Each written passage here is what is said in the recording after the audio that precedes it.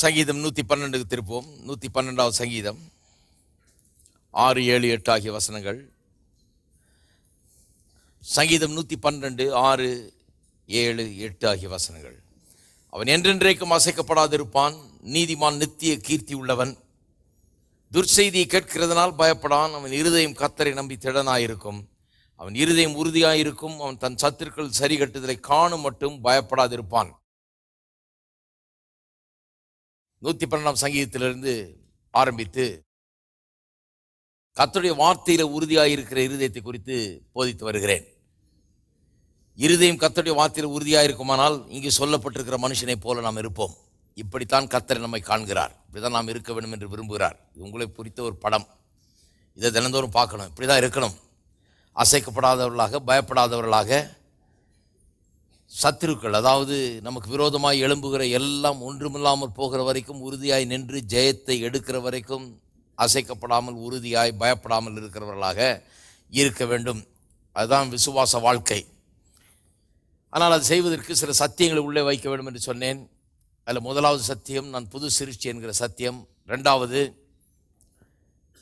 எனக்குள்ள இருக்கிறவர் பெரியவர், உலகத்தில் இருக்கிறவனை காட்டிலும் எனக்குள்ள இருக்கிறவர் பெரியவர். மூன்றாவது, நான் நீதிமான். இப்போ 4வது சத்தியத்தை பார்க்கிறோம். எல்லாத்தையும் கவர் பண்ண முடியாது, ஆனால் ஒரு சாம்பிளுக்காக நான் காமிக்கிறேன் எப்படி சில சத்தியங்களை எடுத்து நம்முடைய இருதயத்தில்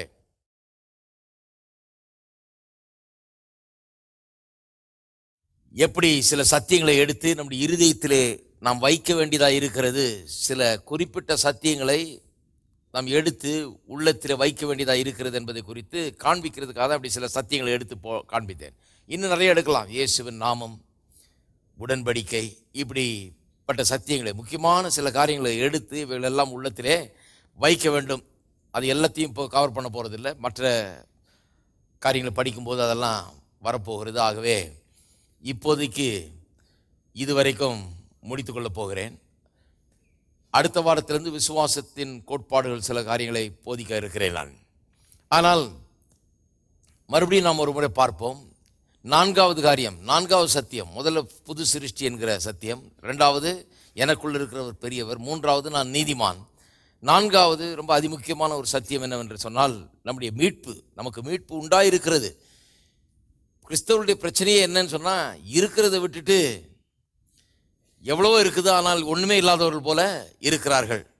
இவர் பெரும் பணக்காரர்கள் ஆனால் ஓட்டாண்டிகளைப் போல இருக்கிறார்கள். நிறைய கொடுக்கப்பட்டிருக்கிறது ஆனால் ஒன்றுமே இல்லாதவர்கள் போல இருக்கிறார்கள். ஆகவே தான் வேதத்திலிருந்து பல காரியங்களை நான் எடுத்து காண்பித்தேன். புதிய ஏற்பாட்டிலேருந்து இயேசு வந்தபோது எப்படி சுகம் அளித்தார் என்பதெல்லாம் கொடுத்து எடுத்து காண்பித்தேன். ஒரு இடத்துல ஜெபம் பண்ணலை. ஏன்னா இல்லாத ஒன்றுக்காக தான் கெஞ்சிட்டு இருக்கணும், கண்ணீர் விட்டுட்டு இருக்கணும், ஜெபம் பண்ணிட்டு இருக்கணும், மன்றாடிக்கிட்டு இருக்கணும். இருக்கிற ஒன்றுக்காக நம்ம அதெல்லாம் செய்ய வேண்டியதில்லை. அதனால இயேசு என்ன சொன்னார்? சுகமாகுனார், அவ்வளோதான். கட்டளை இட்டார், எடுத்துக்கொண்டார். விசுவாசத்திலே சுகத்தை எடுக்கிறார், எடுக்க உதவுகிறார், அவ்வளோதான். ஏனென்றால் அந்த மக்கள்லாம், அவர் அன்றைக்கு ஊழியம் செய்த போது அந்த மக்கள்லாம் உடன்படிக்கையின் கீழே இருந்த மக்கள். அவர்களுக்கு மீட்பு உண்டாயிருந்தது. இந்த பழைய உடன்படிக்கையின் கீழே அவர்களுக்கு மீட்பு அங்கே ஆட்டுக்குட்டியின் ரத்தத்தின் மூலமாய் அங்கே உண்டாயிருந்தது. அவர்கள் மீட்கப்பட்ட ஜனங்கள், உடன்படிக்கையின் மக்கள். அந்த உடன்படிக்கையிலே ஏற்கனவே அவர்களுக்கு கொடுக்கப்பட்டிருக்கிறத தான் அவர்களுக்கு எடுத்து கொடுக்குறார். அதனால தான் கெஞ்சலை, ஜெபிக்கல, பெரிய பெரிய இதெல்லாம் பண்ணலை. அவர் உடனடியாக சுகமாகுன்றார், அவ்வளோதான். எழுந்து நடன்றார் படுக்கையை எடுத்துக்கொண்டு. இப்படி இதெல்லாம் பார்த்தோம். நான் சொன்னேன், மீட்பில் 2 பக்கங்கள் இருக்கிறது. ஒன்று, கர்த்தர் நமக்காக செய்து முடித்தது. 2வது, நாம் இன்றைக்கு செய்ய வேண்டியதாக இருக்கிறது. கர்த்தர் நமக்காக செய்து முடித்தது என்பது தான் லீகல் சைட் ஆஃப் ரிடம்ஷன் என்று சொல்லுகிறோம். நாம் இன்றைக்கு செய்ய வேண்டியது தான் வைட்டல் சைட் ஆஃப் ரிடம்ஷன் என்று நாம் சொல்லுகிறோம், இல்லையா? இந்த காரியத்தை குறித்து இன்னும் கொஞ்சம் நாம் பார்க்க வேண்டியதாக இருக்கிறது. போன வாரத்தில் நான் சொன்னேன் இல்லையா, இஸ்ரவேல் மக்கள் எல்லாம் எகிப்துக்கு அடிமைப்பட்டு போனார்கள். எவ்வளவு பெரிய மீட்பு அவர்களுக்கு உண்டாயிருந்த போதும், ஆபிரகாமின் உடன்படிக்கைக்கு கீழாக அவர் வாழ்ந்திருந்த போதும், ஆபிரகாமின் மக்களை ஒருவனும் அடிமைப்படுத்த முடியாது என்று தேவன் சொல்லி இருந்த போதும் அவர்கள் அடிமையாக இருந்தார்கள். கொஞ்ச நஞ்ச நாள் அல்ல, 430 வருஷம் இப்படி அடிமைத்தனத்திலே கிடந்தார்கள். திடீர்னு மோசேன்னு ஒரு மனுஷன் எழும்புறான், விடுதலை உண்டாச்சு. எப்படி விடுதலை உண்டாச்சு? சிலர் சொல்லுவாங்க, அது கர்த்தருடைய சித்தையா, அது கர்த்தர் அப்படிதான் சில நேரம் அப்படியே விட்டுருவாரு, ஒரு 400 வருஷம் விட்டுட்டு அப்புறம் திடீர்னு ஒரு நாள் விடுதலையை கொடுப்பாருன்னு. அப்படிலாம் கிடையாது. பாருங்க, ஏன் மோசே வந்த பிறகு விடுதலை ஆச்சுன்னா, மோசேங்கிற மனுஷன் 11ஆம் அதிகாரம் எபிரேயர் நிருபத்தில் வாசித்து பார்த்தீங்கன்னா, விசுவாசத்தினாலே மோசே அவன் என்ன செய்தான்னு அங்க இருக்குது. விசுவாசத்தை பயிற்சிவிக்க தெரிஞ்சவன் அவன் யார் என்பதை அறிந்து வைத்திருந்து பார்வோனுடைய குமாரத்தி என்னப்படுவதை வெறுத்து எகிப்தின் பாவ சந்தோஷங்களை அனுபவிப்பதை பார்க்கணும், தேவனுடைய மக்களோடே நிந்தையை அனுபவிப்பது, துன்பத்தை அனுபவித்து தெரிந்து கொண்டான். தெரிந்து கொண்டு விசுவாசத்தினாலே பஸ்காவை ஆசரித்தான் என்றெல்லாம் அங்கே சொல்லப்பட்டிருக்கிறது. அப்ப அவனுடைய விசுவாசம், அவன் எழுந்து நின்று நான் யார், ஆபிரகாம் தேவன் என்னுடைய தேவன், அவருடைய உடன்படிக்கை என்னுடைய உடன்படிக்கை, ஆகவே நான் அடிமையா இருக்க போறதில்லைன்னு சொல்லி அவன் எழுந்து விடுதலையை அங்கே கொண்டு வந்தான். அவன் எழுந்த உடனே கர்த்தர் அவனுக்கு விடுவிக்கிறவனாக கர்த்தர் அவனை ஏற்படுத்தினார். அவரோடு கூட துணை நின்றார், அவனுக்கு கற்றுக் கொடுத்தார், அவனுக்கு உதவினார். நாம நமக்கு உள்ளதை எடுக்க நாம் முற்படும் போது பரலோகமே நமக்கு பின்னால நிற்குது. தேவனே நமக்கு உதவி செய்ய ஆரம்பிக்கிறார். அது வரைக்கும் பரலோகத்தின் எல்லா தேவதூதர்களும் பரலோகத்தின் எல்லா வல்லமையும் நமக்கு காயத்தமா காத்து கொண்டிருக்கிறது, நமக்கு உதவுகிறதுக்கு. ஆனால் ஒன்றுமே செய்ய முடியாது. ஆகவே மோசே என்கிற மனுஷன் அவன் ஏதோ கர்த்தருடைய சித்தம், அது கர்த்தருடைய நேரம் வந்துருச்சு, நல்ல நேரம் பிறந்துருச்சு, அதனால விடுதலை உண்டாச்சுன்னு கிடையாது. ஒரு மனுஷன் விசுவாசத்தினாலே எழுந்திருந்து உடன்படிக்கை என்ன என்பதை அறிந்திருந்து அந்த உடன்படிக்கையில தனக்குள்ள அந்த ஆசீர்வாதங்களை எடுத்துக்கொண்டு அடிமைத்தனத்தை வெறுத்து தேவனை அங்கே தேவனுடைய வல்லமையினாலே விடுதலை தனக்கும் தன்னுடைய ஜனங்களுக்கும் அங்கே கொண்டு வந்தான் என்று பார்க்கிறோம் இல்லையா? அப்ப திருப்பவும் ரெண்டு எபிரேயர் எழுதின நிருபம், முதல்ல எபிரேயருக்கு போவோம், அங்கிருந்து ஆரம்பிப்போம். எபிரேயர் எழுதின நிருபம் 5ஆம் அதிகாரம் 12ஆம் வசனம். காலத்தை பார்த்தால் போதகராய் இருக்க வேண்டிய உங்களுக்கு தேவனுடைய வாக்கியங்களின் மூல உபதேசங்களை மறுபடியும் உபதேசிக்க வேண்டியதாக இருக்கிறது. நீங்கள் பலமான ஆகாரத்தை அல்ல பாலை உண்ணத்தக்கவர்களானீர்கள். பால் உண்கிறவன் குழந்தையாயிருக்கிறபடினாலே நீதியின் வசனத்தில் பழக்கமில்லாதவனாயிருக்கிறான். பழக்கமில்லாதவன், பால் உண்கிறவன் குழந்தையாயிருக்கிறபடினாலே நீதியின் வசனத்தில் பழக்கமில்லாதவனாயிருக்கிறான். இப்படி சொல்லுங்க எல்லாரும், வசனத்தில் பழக்கமில்லாதவன். இன்றைக்கு அநேக கிறிஸ்தவர்கள் வசனத்திலே பழக்கமில்லாதவர்களாக இருக்கிறார்கள். மீட்பு நமக்கு உண்டாயிருக்கிறது. இந்த புஸ்தகம் இந்த மீட்பை நமக்கு அறிவிக்கிற தேவனுடைய வார்த்தைகள். அதாவது நம்முடைய உடன்படிக்கை, தேவனோடு கூட நமக்கு உண்டாயிருக்கிறது உடன்படிக்கை. அந்த உடன்படிக்கையில் நமக்கு என்னவெல்லாம் உண்டாயிருக்கிறது, என்னவெல்லாம் கொடுக்கப்பட்டிருக்கிறது என்பதை குறித்த ஒரு உயில் மாதிரி இது ஒரு லீகல் டாக்குமெண்ட். இது ஒரு பத்திரம் மாதிரி. இதை படிக்க வேணும். ஒரு பத்திரத்தை எடுத்தாங்கன்னா, வக்கீலுங்க எடுத்தாங்கன்னா, அது ஒவ்வொரு எழுத்தும் அவங்களுக்கு ரொம்ப முக்கியம். அது சிங்குலரில் சொல்லப்பட்டிருக்கா, ப்ளூரலில் சொல்லப்பட்டிருக்கா, இது யாரை குறிக்குது, எவரை குறிக்குது, எந்த காலத்துக்குரியது, இதை எப்படி அமல்படுத்தலாம் என்று அவர்கள் ஒவ்வொரு வரியா, ஒவ்வொரு எழுத்தா, ஒவ்வொரு வார்த்தையா அதை ஆராய்ந்து அதில் உள்ள எல்லாவற்றையும் அவர்கள் நமக்கு பெற்றுத் தருகிறார்கள் இல்லையா? அப்ப இதை ஒரு சட்டப்பூர்வமான ஒரு அறிவிப்பாக இதை நாம் எடுத்துக்கொள்ள வேண்டும். தேவனுடைய வார்த்தையாக நாம் இதை எடுத்துக்கொள்கிறோம். அப்படிதான் இது தேவனுடைய வார்த்தை, உடன்படிக்கையின் வார்த்தைகள், உடன்படிக்கையின் ஒரு பத்திரமாய் இருக்கிறது, உடன்படிக்கையின் டாக்குமெண்டாக இருக்கிறது. ஆனால் இதை ஹேண்டில் பண்றதுக்கு நிறைய பேருக்கு தெரியல. இதை எப்படி கையாளுவது, இதை வச்சுக்கிட்டு என்ன பண்றது? நிறைய பேர் பத்திரத்தை பத்திரமா வச்சுட்டு, பத்திரம்னா அதை பத்திரமா வச்சிடணும்னு நினைக்கிறாங்க. பூட்டி வச்சிட வேண்டியது. அதை பூட்டி வச்சுட்டு எடுக்கிறதே, அதில் என்ன எழுதியிருக்குன்னு ஒண்ணுமே தெரியாது பாருங்க. ஒண்ணுமே தெரியாம அப்படியே கிடக்குறாங்க. அதனாலதான் ஸ்பர்ஜனை பற்றி ஒரு கதை சொல்லப்பட்டிருக்கு. பெரிய பிரசங்கியா இருப்பாருங்க. இங்கிலாந்து தேசத்துல கிட்டத்தட்ட 150 வருஷத்துக்கு முன்னால் பிரசங்கம் பண்ணவர். அவர் ஒரு வீட்டுக்குள்ள போனாராம். ஒரு அம்மா பசி பட்டினில் வாடி செத்து இருக்குது. அந்த அம்மாவை போய் பார்க்கலான்னு, வாடி சாக கிடந்துதான். அந்த அம்மா போய் பார்க்கலான்னு பார்த்தா செவுத்துல ஏதோ மாட்டி தொங்குதான். ஏதோ பட்டம் கொடுத்த மாதிரி இந்த அம்மா மாட்டி தொங்க விட்டுருக்குது. என்னன்னு கேட்டா அந்த அம்மா சொல்லுதான், அந்த ஐயா கொடுத்தாரு, அதை வேலை செஞ்சேன் நான், கொடுத்தாரு, சாக கிடக்கிற நேரத்தில் இதை கொடுத்தாரு, ஏதோ சர்டிபிகேட் கொடுத்தாரு போல இருக்குன்னு எழுதி வச்சிருக்கிறாரு. அது பார்த்தா ஒரு லீகல் டாக்குமெண்ட். அது அவர் பெரிய பணக்காரரு. இந்த அம்மா கவனிச்சிருக்குது. அவர் வயசான காலத்துல கவனிச்சதுனால இந்த அம்மாக்கு ஏதாவது கொடுக்கணும்னு சொல்லி ஒரு பெருந்தொகையை இந்த அம்மாக்கு எழுதி வச்சு அதற்குரிய பத்திரத்தை கொடுத்துருக்கிறாரு. இந்த அம்மா அதை பத்திரமா ஃப்ரேம் போட்டு செவுத்துல மாட்டிட்டு பசி பட்டினில செத்துக்கிட்டு இருக்குது. இதை பார்த்துட்டு அவர் சொல்லி கொடுத்தாரு, அம்மா இது சும்மா ஒரு இது இல்லை, இது பெரிய லீகல் டாக்குமெண்ட், இதை எடுத்துட்டு போனீங்கன்னா உடனே உங்களுக்கு இவ்வளவு காசு கிடைக்கும், பசி பட்டினி எல்லாம் ஒழிஞ்சு போயிடும், போய் முதல்ல அதை பண்ணுங்கன்னாராம். இன்றைக்கு அநேக கிறிஸ்தவர்கள் இதை பத்திரமா வச்சுட்டு இதை பத்திரமா கைகடியில் வச்சுக்கிறாங்க, பைக்குள்ள வச்சுக்கிறாங்க, வீட்டில் ஷெல்ஃபில் வச்சிருக்கிறாங்க, எல்லாத்திலையும் வச்சிருக்காங்க, தலைமாட்டில் கூட வச்சுட்டு படுத்துட்டு இருக்கிறாங்க. ஆனால் இதில் என்ன இருக்கிறதுன்றதை கையாள தெரியாமல் இருக்கிறார்கள். இதை எப்படி எடுப்பது, இதை எப்படி உபயோகப்படுத்துவது? அதனால தான் வசனத்திலே பழக்கம் இல்லாதவர்கள், எல்லாம் சொல்லுவோம் வசனத்திலே பழக்கம் இல்லாதவர்கள். இன்றைக்கு நம்ம போதிக்கிறது எதுக்கு? வசனத்தில் பழக்கம் உண்டாக்குவதற்காக தான் போதித்து கொண்டிருக்கிறது. எப்படி யூஸ் பண்றது, இதை எப்படி எடுக்கிறது, இதில் என்ன இருக்கிறது, இதில் இருக்கிற சத்தியங்களை எப்படி எடுப்பது, எப்படி இதை இருதயத்தில் வைப்பது, எப்படி இதை வாயில வைப்பது, எப்படி எந்த சூழ்நிலையில் எப்படி இதை பயன்படுத்துவது என்பதை பற்றி தான் இங்க படிச்சுக்கிட்டு இருக்கிறோம். அதுக்கு தான் சபைக்கு வர்றோம். சபைக்கு வந்து சும்மா குளிர்காயத்துக்கு வரல, சேர சூடாக்குறதுக்கு வரல,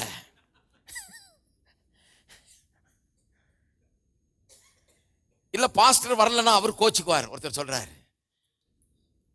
அதை விட மோசம் என்னன்னா, வரலன்னா அவர் நாளைக்கு வந்துருவாருங்க. நான் கேட்டா அப்போ ஒரு அரவணமா விரும்பலையா நீங்க வர்றதுன்னு? இல்லைங்க, அவர் வந்துருவாருங்க, காலகாத்தால வந்துருவாரு, ஏன் வரலன்னு கேட்பாரு. அதனால நான் போயிட்டு வந்துடுறேன், அவர் என்ன பார்த்துட்டாருன்னா போதும். அதுக்காக தான் போயிருக்காரு ஒரு கோயிலுக்கு. நாம கோயிலுக்கு அதுக்காக வரல, வசனத்தில் பழக்கம் உள்ளவர்களாக வந்திருக்கிறோம். வசனத்துல பழக்கம் உள்ளாவதற்காக இல்லையா?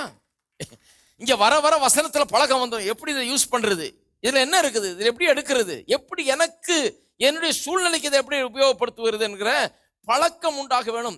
பழக்கம் உண்டாலதான் ஆவிக்குரிய வாழ்க்கையில வளர்றோம் என்று அர்த்தம்.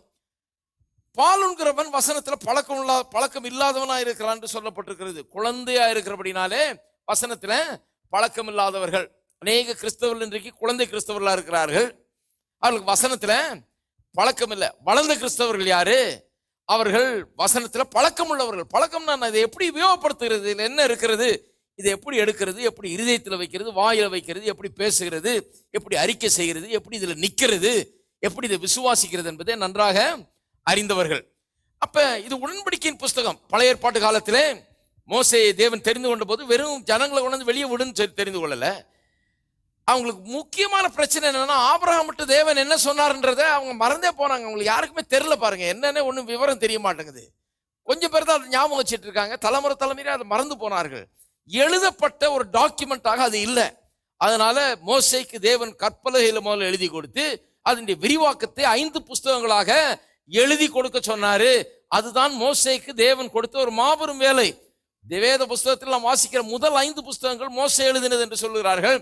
அப்ப அந்த மோசேக்கு இந்த உடன்படிக்கையில என்னவெல்லாம் இருக்கிறது என்பதை குறித்த புத்தக வடிவிலே எழுதி இந்த இஸ்ரவேல் மக்கள் இனி ஒரு முறை மறுபடியும் அவர்கள் இதை கோட்டை விட்டுறக்கூடாது, மறுபடியும் இது என்ன உடன்படிக்கைன்றதை மறந்துடக்கூடாது, இதை படிக்க வேணும் என்று சொல்லி அவர் எழுதி கொடுக்கும்படியாக ஒரு பெரிய வேலையை தேவன் அவனுக்கு கொடுத்தார். ஆகவேதான் அவன் யோசுவாடத்துல சொல்ல முடியுது. என்ன சொல்றான்? இந்த புஸ்தகம் வந்துருச்சு அதுக்குள்ள. அதுக்கு முன்னால் அப்படி சொல்ல முடியாது. எகிப்தில் இருந்த இஸ்ரவேல் மக்களுக்கு எந்த புஸ்தகமும் கிடையாது. ஆபிரகாமுக்கு ஏதோ தேவன் சொன்னார். அவர் சொன்னாரா, எங்க தாத்தா சொல்லியிருக்காருடா, என்ன சொன்னாரோ சரியா தெரியல. இப்படி சொன்னார் ஒருத்தர் சொல்றான், அப்படி சொன்னார். இப்ப எழுதி கொடுத்தாச்சு. என்ன லீகல் டாக்குமெண்ட். இந்த புஸ்தகம் உன் வாயை விட்டு பிரியாது இருப்பதாக, இரவும் பகலும் இதில் சொல்லப்பட்டிருக்கிறவெல்லாம் செய்யும்படி இரவும் பகலும் இதில் கவனமாயிரு. அப்படி இருந்தால் நீ உன் வழியை வாய்க்க பண்ணுவாய், புத்திமானாய் நடந்து கொள்வாய் என்று சொல்லப்பட்டிருக்கிறது. அப்ப புஸ்தகம் வந்துருச்சு. எல்லாம் சொல்லுங்க புஸ்தகம், இந்த புஸ்தகம். அப்ப யோசுவாவின் காலத்துல இந்த புஸ்தகம் சொல்லி அந்த புஸ்தகம் எப்படி இருந்ததோ அதுபோல இன்றைக்கு நம்மளுக்கு முழு புஸ்தகம் வந்திருக்குதுங்க. ஹலோ, எத்தனை பேர் புஸ்தகத்தை கையில் வச்சுட்டு இருக்கீங்க? இந்த புஸ்தகம், எல்லாம் சொல்லுங்க இந்த புஸ்தகம். அதனால இந்த புஸ்தகம் ரொம்ப முக்கியம். இல்லைன்னா வாங்கிக்க. முத வேலையை அதை வாங்கணும். சட்டை வாங்குறதுக்கு முன்னால் அதை வாங்கணும். சாப்பாடு வாங்குறதுக்கு முன்னால இதை வாங்கணும். ஏன்னா இது எல்லாத்தையும் உங்களுக்கு வாங்கி தரும் இல்லையா? இல்லாததெல்லாம் உங்கள் வீட்டுக்கு கொண்டு வரக்கூடிய புஸ்தகம் இது. இந்த வார்த்தைகள் உங்கள் இருதயத்தில் இருக்குமானால் அடிமைப்பட மாட்டீர்கள். இந்த வார்த்தைகள் உங்கள் இருதயத்தில் இருக்குமானால் நீங்கள் எல்லாவற்றிலும் வெற்றியை காண்பீர்கள். அதுதான் வேதம். இந்த புஸ்தகம் இருந்தா நீ உன் வழியை வாய்க்க பண்ணுவாய், எல்லாவற்றிலும் வெற்றியை காண்பாய், புத்திமானாய் நடந்து கொள்வாய் என்று சொல்லப்பட்டிருக்கு. அப்ப மோசேக்கு பெரிய வேலை இந்த புஸ்தகமா எழுதி கொடுத்துருப்பான்றாரு. இது வரைக்கும் புஸ்தகம் எல்லாம் கேட்டு போனாங்க. புஸ்தகமா எழுதி கொடுத்துரு, அதுக்கப்புறம் புஸ்தகத்தையே தியானம் பண்ணிட்டு இருக்க சொல்லு. அதனால சங்கீதக்காரன் சொல்லுகிறான், தேவனுடைய வார்த்தையில் இரவும் பகலுமாய் தியானமாய் இருக்கிற மனுஷன் பாக்கியவான், அவன் நீர்க்கால் ஓரமாய் நடப்பட்டு தன் காலத்தில் தன் கனியை தந்து இலையுதிராதிருக்கிற மரத்தை போல இருப்பான். அவன் செய்வதெல்லாம் வாய்க்கும். இந்த புஸ்தகத்துல விஷயம் இருக்குது பாருங்க. ஏனென்றால் அவன் இந்த புஸ்தகத்துல தியானமா இருக்கும் போது அவன் செய்கிறதெல்லாம் வாய்க்குது. ஏன்னா இந்த புஸ்தகத்துல அவனுக்கு என்ன சொந்தம் என்று எழுதி இருக்கிறது. அதை அவன் தேவனுடைய வார்த்தை எடுத்து தியானித்து அதை விசுவாசித்து அதில் நடக்கும் போது அவனுக்கு எல்லாம் சொந்தமாகி விடுகிறது. இருக்குங்களா? அப்ப இந்த புஸ்தகத்தை குறித்து இன்னும் பாருங்க. 2 கொரிந்தியர் திருப்புங்க. 2 கொரிந்தியர் 3ஆம் அதிகாரம். கொஞ்சம் கடகடன் போறேன். இன்னைக்கு 5ஆம் வசனம். எங்களால் ஏதாகிலும் ஆகும் என்பது போல ஒன்றை யோசிக்கிறதுக்கு நாங்கள் எங்களால் தகுதியானவர்கள் அல்ல. எங்கள் தகுதி தேவனால் உண்டாயிருக்கிறது. புது உடன்படிக்கையின் ஊழியக்காரராய் இருக்கும்படி அவரே எங்களை தகுதி உள்ளவராகிறார். அந்த உடன்படிக்கை எழுத்துக்குரியதாய் இராமல் ஆவிக்குரியதாய் இருக்கிறது. எழுத்து கொல்லுகிறது, ஆவியோ உயிர்ப்பிக்கிறது. அந்த காலத்தில் பாருங்க, எழுதி கொடுத்தாச்சு. இப்ப வேற ஒரு பிரச்சனை ஆயிடுச்சு. இப்ப என்னன்னா, அதான் கையாளுற பிரச்சனை. வசனத்தில் பழக்கம் இல்லை. எல்லாம் சொல்லுங்க, வசனத்துல எழுதி கொடுத்த பிறகு இப்ப முன்ன என்ன பிரச்சனை? மோசேயின் காலத்தில் என்ன பிரச்சனை? எழுதி எதுவும் இல்லை, டாக்குமெண்ட். அப்ப கரெக்டா பின் பாயிண்ட் பண்ணி சொல்ல முடியல, என்னதான் நமக்கு சொந்தம்னு சொல்ல முடியல. இப்ப எழுதி கொடுத்தாச்சு. இப்ப வேற ஒரு பிரச்சனை உண்டாயிடுச்சு. இப்ப வெறும் எழுத்தை தான் கவனிக்கிறாங்கல்ல ஒழிய அந்த spirit of what is said, இதுல என்ன சொல்லப்பட்டிருக்கிறது என்கிறத அர்த்தத்தை கவனிக்காம விட்டாங்க. வெறும் எழுத்தை பிடிச்சிட்டு இருக்காங்க. அதனால தான் சொல்றது எழுத்து கொல்லுகிறது, ஆவியோ உயிர்ப்பிக்கிறது. நிறைய பேரை எழுத்து கொன்னுடுது. நிறைய பேரை பைபிளை வச்சு அதை வாசித்து சிலர் கெட்டு போறாங்க. என்னையாவது பைபிளை வாசித்து கெட்டு போக முடியுமா? முடியும். ஏன்னா தப்பு தப்பா புரிஞ்சுக்கிட்டு பைபிள் எப்படி சொல்லி இருக்குது, பைபிள் அப்படி சொல்லவே இல்லை. இல்லங்க இருக்குது, நான் காமிக்கிறேன், அதுக்கு ஒரு வசனம் காமிக்கிறேன், இதுக்கு ஒரு வசனம் உங்களுக்கு சரியா புரியலன்னு அர்த்தம். தப்பு தப்பா பைபிள் எடுத்துக்கிட்டு வெறும் அந்த எழுத்தை கவனிக்கிறது. அதை கற்றுத்தரும்படியாக ஆவியானவரும் நமக்கு கொடுக்கப்பட்டிருக்கிறார். ஆவியானவருடைய உதவியினாலே இந்த எழுத்துக்கள் என்ன சொல்லுகிறது என்பதை சரியா புரிந்து கொண்டால்தான் வாழ்வு உண்டாகிறது. அது ரொம்ப முக்கியம், கவனிக்கணும். அப்ப புஸ்தகம் இப்ப உண்டாயிடுச்சு. இதை கவனிங்க. இப்போ இந்த எழுத்தை பற்றி பேசுகிறது, இந்த புஸ்தகத்தை குறித்து பேசுகிறது. எழுத்துக்களினால் எழுதப்பட்டு 7 கற்களில் பதிந்திருந்த மரணத்துக்கு ஏதுவான ஊழியத்தை செய்த மோசேயினுடைய முகத்திலே மகிமை பிரகாசம் உண்டானபடியினால் இஸ்ரவேல் புத்திரர் அவன் முகத்தை நோக்கி பார்க்க கூடாது இருந்தார்களே. அன்றைக்கு அந்த எழுத்தினால் எழுதப்பட்டு கல்லுல பதிக்கப்பட்ட அந்த வார்த்தைகளை மோசே கையில வைத்திருந்தான். அவனுடைய முகத்தை, அந்த வார்த்தைகள் அவன் கையில இருந்ததுனால அவன் முகத்தை பார்க்க கூட. அப்ப தேவனுடைய வார்த்தையினுடைய மகிமையை பற்றி பேசுகிறது. அவனுடைய முகத்தை பார்க்க கூட முடியாமல் அவ்வளவு பெரிய மகிமை அந்த வார்த்தை நிமித்தம் இருந்தது. பாருங்க 8ஆம் வசனம். ஒளிந்து போகிற மகிமையுடைய அந்த ஊழியம் அப்படிப்பட்ட மகிமை உள்ளதா இருந்தால் ஆவிக்குரிய ஊழியம் எவ்வளவு அதிக. ஏன் ஒளிந்து போகிற ஊழியம்? அதெல்லாம் ஒரு நிழலாட்டம் மாதிரி. அன்றைக்கு இயேசு வரல, இயேசுடைய ரத்தம் சிந்தப்படல, வெறும் ஆட்டுக்குட்டி ஆடு மாடுகளுடைய ரத்தம் இப்படி எல்லாம் நிழலாட்டமா இருந்தது பாருங்க. அதனால வேறொரு உடன்படிக்கை வரப்போகிறது, அதுக்கு ஒரு அடையாளமாக அது இருந்தது. அது ஒளிந்து போகக்கூடியது, இது ஒளிந்து போகாத ஒன்று. இயேசு இந்த உடன்படிக்கை உண்டாயிருக்கிறது. இப்ப இது ஒளிந்து போகாத ஒன்று. ஒளிந்து போகிறதுக்கே அவ்வளவு பெரிய மகிமை உண்டாயிருக்குமானால் ஒளிந்து போகாத இதுக்கு எவ்வளவு பெரிய மகிமை உண்டாயிருக்கு. இந்த புதிய உடன்படிக்கையை பற்றி பேசுகிறது. இது புதிய உடன்படிக்கையின் புஸ்தகமா இருக்கிறது. அதான் பழைய ஏற்பாடு புதிய ஏற்பாடுன்னு சொல்லப்பட்டிருக்குது இல்லையா? அந்த பழைய ஏற்பாடுடைய மகிமை எப்படிப்பட்டதுன்னு சொல்லப்பட்டிருக்கிறது. பழைய ஏற்பாட்டை தான் மோசே வைத்துக் கொண்டிருந்தான். அவனுடைய முகத்தை கூட பார்க்க முடியாமல் இருந்தது. நீங்க புதிய ஏற்பாட்டை கையில வைத்துக் கொண்டிருக்கிறீங்க. இதனுடைய மகிமை எவ்வளவு பெரியதா இருக்கிறது என்பதை குறித்து இங்க சொல்லப்பட்டிருக்கிறது. இப்ப பாருங்க, ஆக்கினை தீர்ப்பு கொடுக்கும் ஊழியம் மகிமை உள்ளதா இருந்தால் நீதியை கொடுக்கும் ஊழியம் அதிக மகிமை உள்ளதா இருக்குமே. அந்த காலத்துல அந்த 10 கற்பனை எல்லாம் ஆக்கினை தீர்ப்பை கொடுக்கக்கூடிய ஊழியம். ஏன்னு சொன்னா மனுஷன் பாவி என்பதை அவனுக்கு நினைவுபடுத்தும்படியாக அந்த வார்த்தைகள் இருந்தது.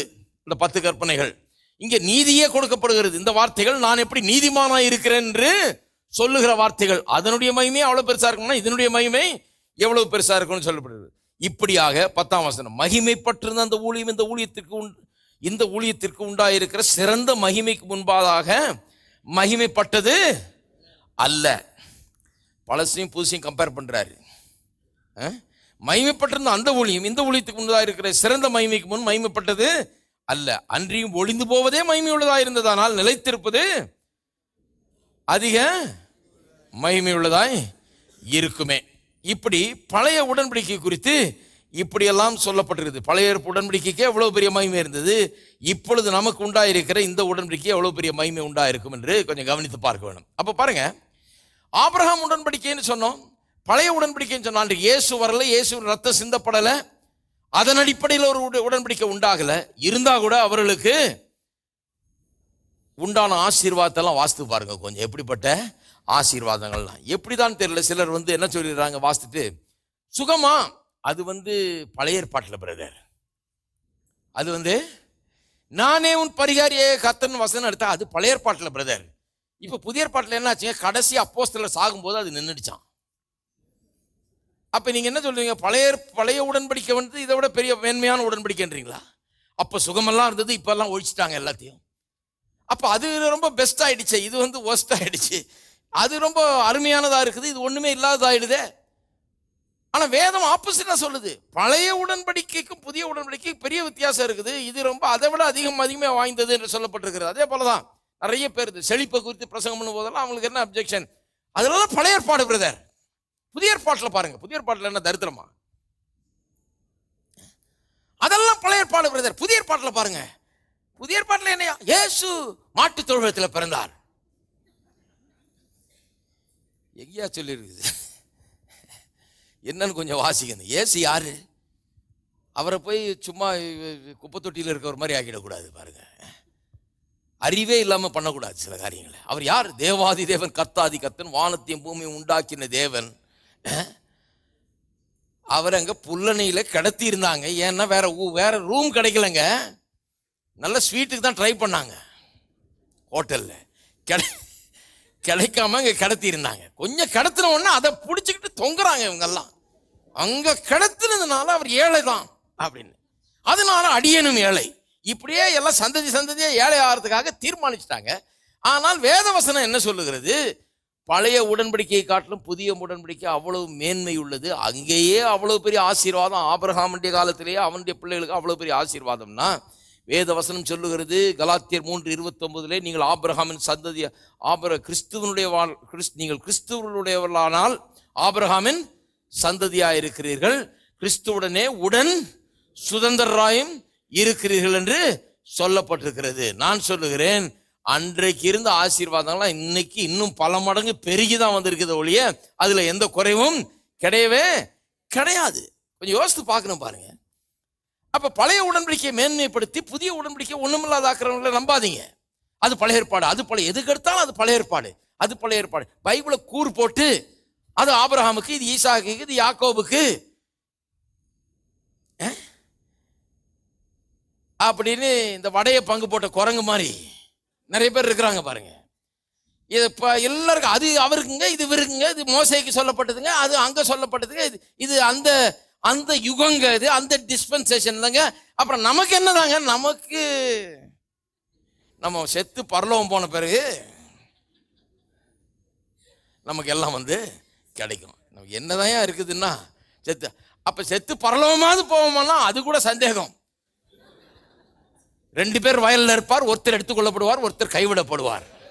இப்படி சொன்னா எப்படி, அதையாவது ஒழுங்கு சொல்றது இல்லை.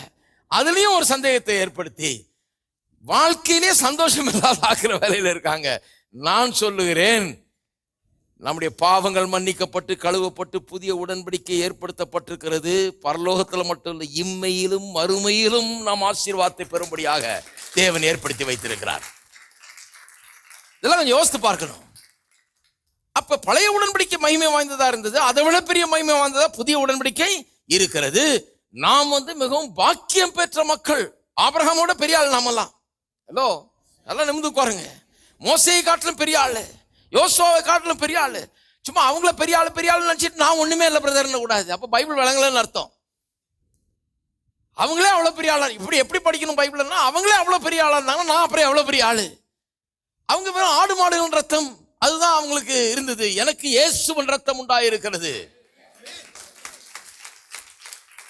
அப்ப அப்படிதான் வேதத்தை படிக்கணுமோ ஒழிய சரியா படிக்கணும் பாருங்க. அதுதான் சொல்லி எழுத்து கொள்ளுகிறது, ஆவியோ உயிர்ப்பிக்கிறது. the spirit of what is written, இங்கே எழுதப்பட்டிருக்கிறதனுடைய அர்த்தம் என்ன, மெய்யான பொருள் என்ன என்பதை விளங்கி கொள்ள வேண்டும். சும்மா எழுத்துன்னு எதையாவது ஒன்று காமிச்சிட்டு இருக்க கூடாது. அந்த வசனம் காமிக்கிறேன், இந்த இங்கே காமிக்கிறேன், இங்கே எப்படி சொல்லியிருக்கா விளங்கிக்கணும் கரெக்டா. அப்பதான் அது வாழ்வு உண்டாக்குகிறதா இருக்கிறது இல்லையா? சரி, இப்ப திருப்போம் எபேசியர் 2ஆம் அதிகாரம்.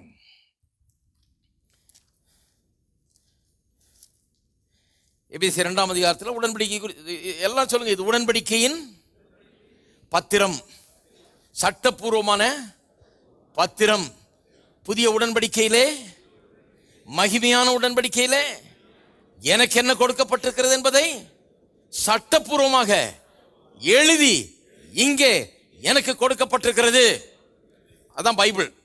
இதை நான் கரெக்டாக ஹேண்டில் பண்ணணும், போது கரெக்டாக புரிஞ்சுக்கணும், கரெக்டாக இன்டர்பிரட் பண்ணணும், இதை கரெக்டாக எடுத்துக்கொள்ளணும், சரியான விதத்தில் இதை எடுத்துக்கொள்ள வேண்டும். இல்லைன்னா போச்சு, ஆளாளுக்கு ஒரு விதமாக சொல்லிட்டு போயிடுவாங்க. இது சரியான விதத்தில் எடுத்துக்கொள்ளணும். கர்த்தர் என்ன சொன்னாரோ அதை கரெக்டாக சொல்லி இருக்கிறார், என்னன்னு புரிந்து கொள்ள வேண்டும். சரி, எபேசியர் 2ஆம் அதிகாரம் 12ஆம் வசனம் வாசிங்க. அக்காலத்திலே கிறிஸ்துவை சேராதவர்களும், உடன்படிக்கை இல்லாதவர்கள்னா என்னன்னு காமிக்க போறோம் பாருங்க. உடன்படிக்கை இருக்கிறவங்களாம் யாரு கொஞ்சம் புரிந்து கொள்ளணும். அக்காலத்திலே கிறிஸ்துவை சேராதவர்களும், இஸ்ரவேலுடைய காணியாட்சிக்கு புறம்பானவர்களும், வாக்குத்தத்தத்தின் உடன்படிக்கைகளுக்கு அந்நியரும், நம்பிக்கை இல்லாதவர்களும், இவ்வுலகத்தில் தேவனற்றவர்களுமாய் இருந்தீர்கள் என்று நினைத்துக் கொள்ளுங்கள். பவுல் நிறைய புறஜாதியாருக்கு சுவிசேஷத்தை அறிவிச்சார் பாருங்க. அவங்கெல்லாம் இயேசுவோட வந்திருக்காங்க. அவங்கள பார்த்து சொல்றாரு, அந்த காலத்தில் நீங்க எப்படி இருந்தீங்க? இவங்கெல்லாம் யூதர்கள் இல்லை, அதனால அவங்களுக்கு சொல்றாரு, அந்த காலத்தில் நீங்க எப்படி இருந்தீங்க சொல்றாரு. கிறிஸ்துவை சேராதவர்கள், இஸ்ரவேலுடைய காணியாட்சிக்கு புறம்பானவர், aliens to the commonwealth of Israel. இஸ்ரவேல் தேசத்தில் ஒரு ஆள் கிடையாது, நீங்க இந்த உடன்படிக்கையின் மக்களா இல்லாதவர்களா இருந்தீங்க. காணியாட்சிக்கு புறம்பானவர்கள், வாக்குத்தத்தத்தின் உடன்படிக்கைகளுக்கு அந்நியர். இதான் கவனிங்க, எல்லாரும் சொல்லுங்க, வாக்குத்தத்தத்தின் உடன்படிக்கைகளுக்கு அந்நியர். அப்ப வாக்குத்தத்தத்தின் உடன்படிக்கைனா எவ்வளவு பெரிய ஒரு விஷயம் பாருங்க. இஸ்ரவேல் மக்களுடைய பெருமை என்னன்னா, வாக்குத்தத்தம் எங்களுக்கு இருக்குது. வெளியே இருக்க ஜனங்களை பார்த்து என்ன சொன்னா, உங்களுக்கு ஒன்றா இருக்க ஒண்ணுமே கிடையாது, எங்களுக்கு கடவுளே வாக்குத்தத்தம் பண்ணி இருக்கிறார், உடன்படிக்கை எங்களோட பண்ணியிருக்காரு. அவர் வாக்குத்தத்தம், பொய்யுரையாத தேவன் எங்களோட வாக்குத்தத்தம் பண்ணி இருக்கிறார். அப்ப வெளியே இருந்த ஆட்களுக்கும் இஸ்ரவேல் மக்களுக்கும், புறஜாதியாருக்கும் இஸ்ரவேலுக்கும் பெரிய வித்தியாசம்.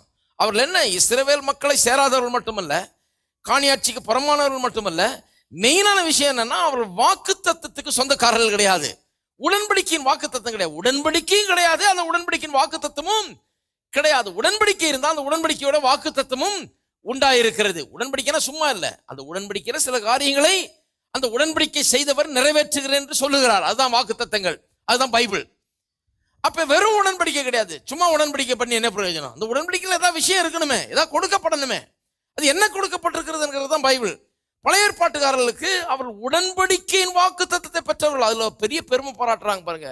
அவங்களுக்கெல்லாம் ஒண்ணுமே கிடையாது, எனக்கு உடன்படிக்கையின் வாக்குத்தத்தம் இருக்கிறது அப்படின்னு ஒரு பெருமை. அவர் சொல்றாரு, நீங்க எல்லாம் அப்படி இருந்தீங்க அந்த காலத்துல, கிறிஸ்துவை சேராதவர்களாக, இஸ்ரவேலின் காணியாட்சிக்கு புறம்பானவர்களாக, உடன்படிக்கையின் வாக்குத்தத்தத்தின் உடன்படிக்கைக்கு அந்நியர். அதுனா என்னன்னு தெரியாது உங்களுக்கு, அதுக்கெல்லாம் அந்நியராக இருந்தீர்கள். அப்படி இருந்ததுனால நம்பிக்கை இல்லாதவர்களும் இவ்வுலகத்தில் தேவனற்றவர்களுமாய் இருந்தீர்கள் என்பதை நினைத்து பாருங்கள். அப்படி இருந்தீங்க, முன்னே தூரமாயிருந்த நீங்கள் இப்பொழுது கிறிஸ்து இயேசுவுக்குள் கிறிஸ்துவின் ரத்தத்தினாலே சமீபமானீர்கள். அப்போஸ்தலனாகிய பவுல் இந்த டாக்குமெண்ட்டை ரொம்ப விவரமா இன்டர்பிரட் பண்ணி எழுதினவர். அவர் இந்த புதிய உடன்படிக்கை காரியங்களை அவர் விவரமா எழுதினவர். அவர் சொல்றாரு, முன்ன அப்படி இருந்தீங்க, இப்போ இப்படி இருக்கிறீங்க. அப்ப பாருங்க, ஆவிக்குரிய விதத்துல ஒன்றுமே இல்லாதவர்களா இருக்கிறதுனா என்ன?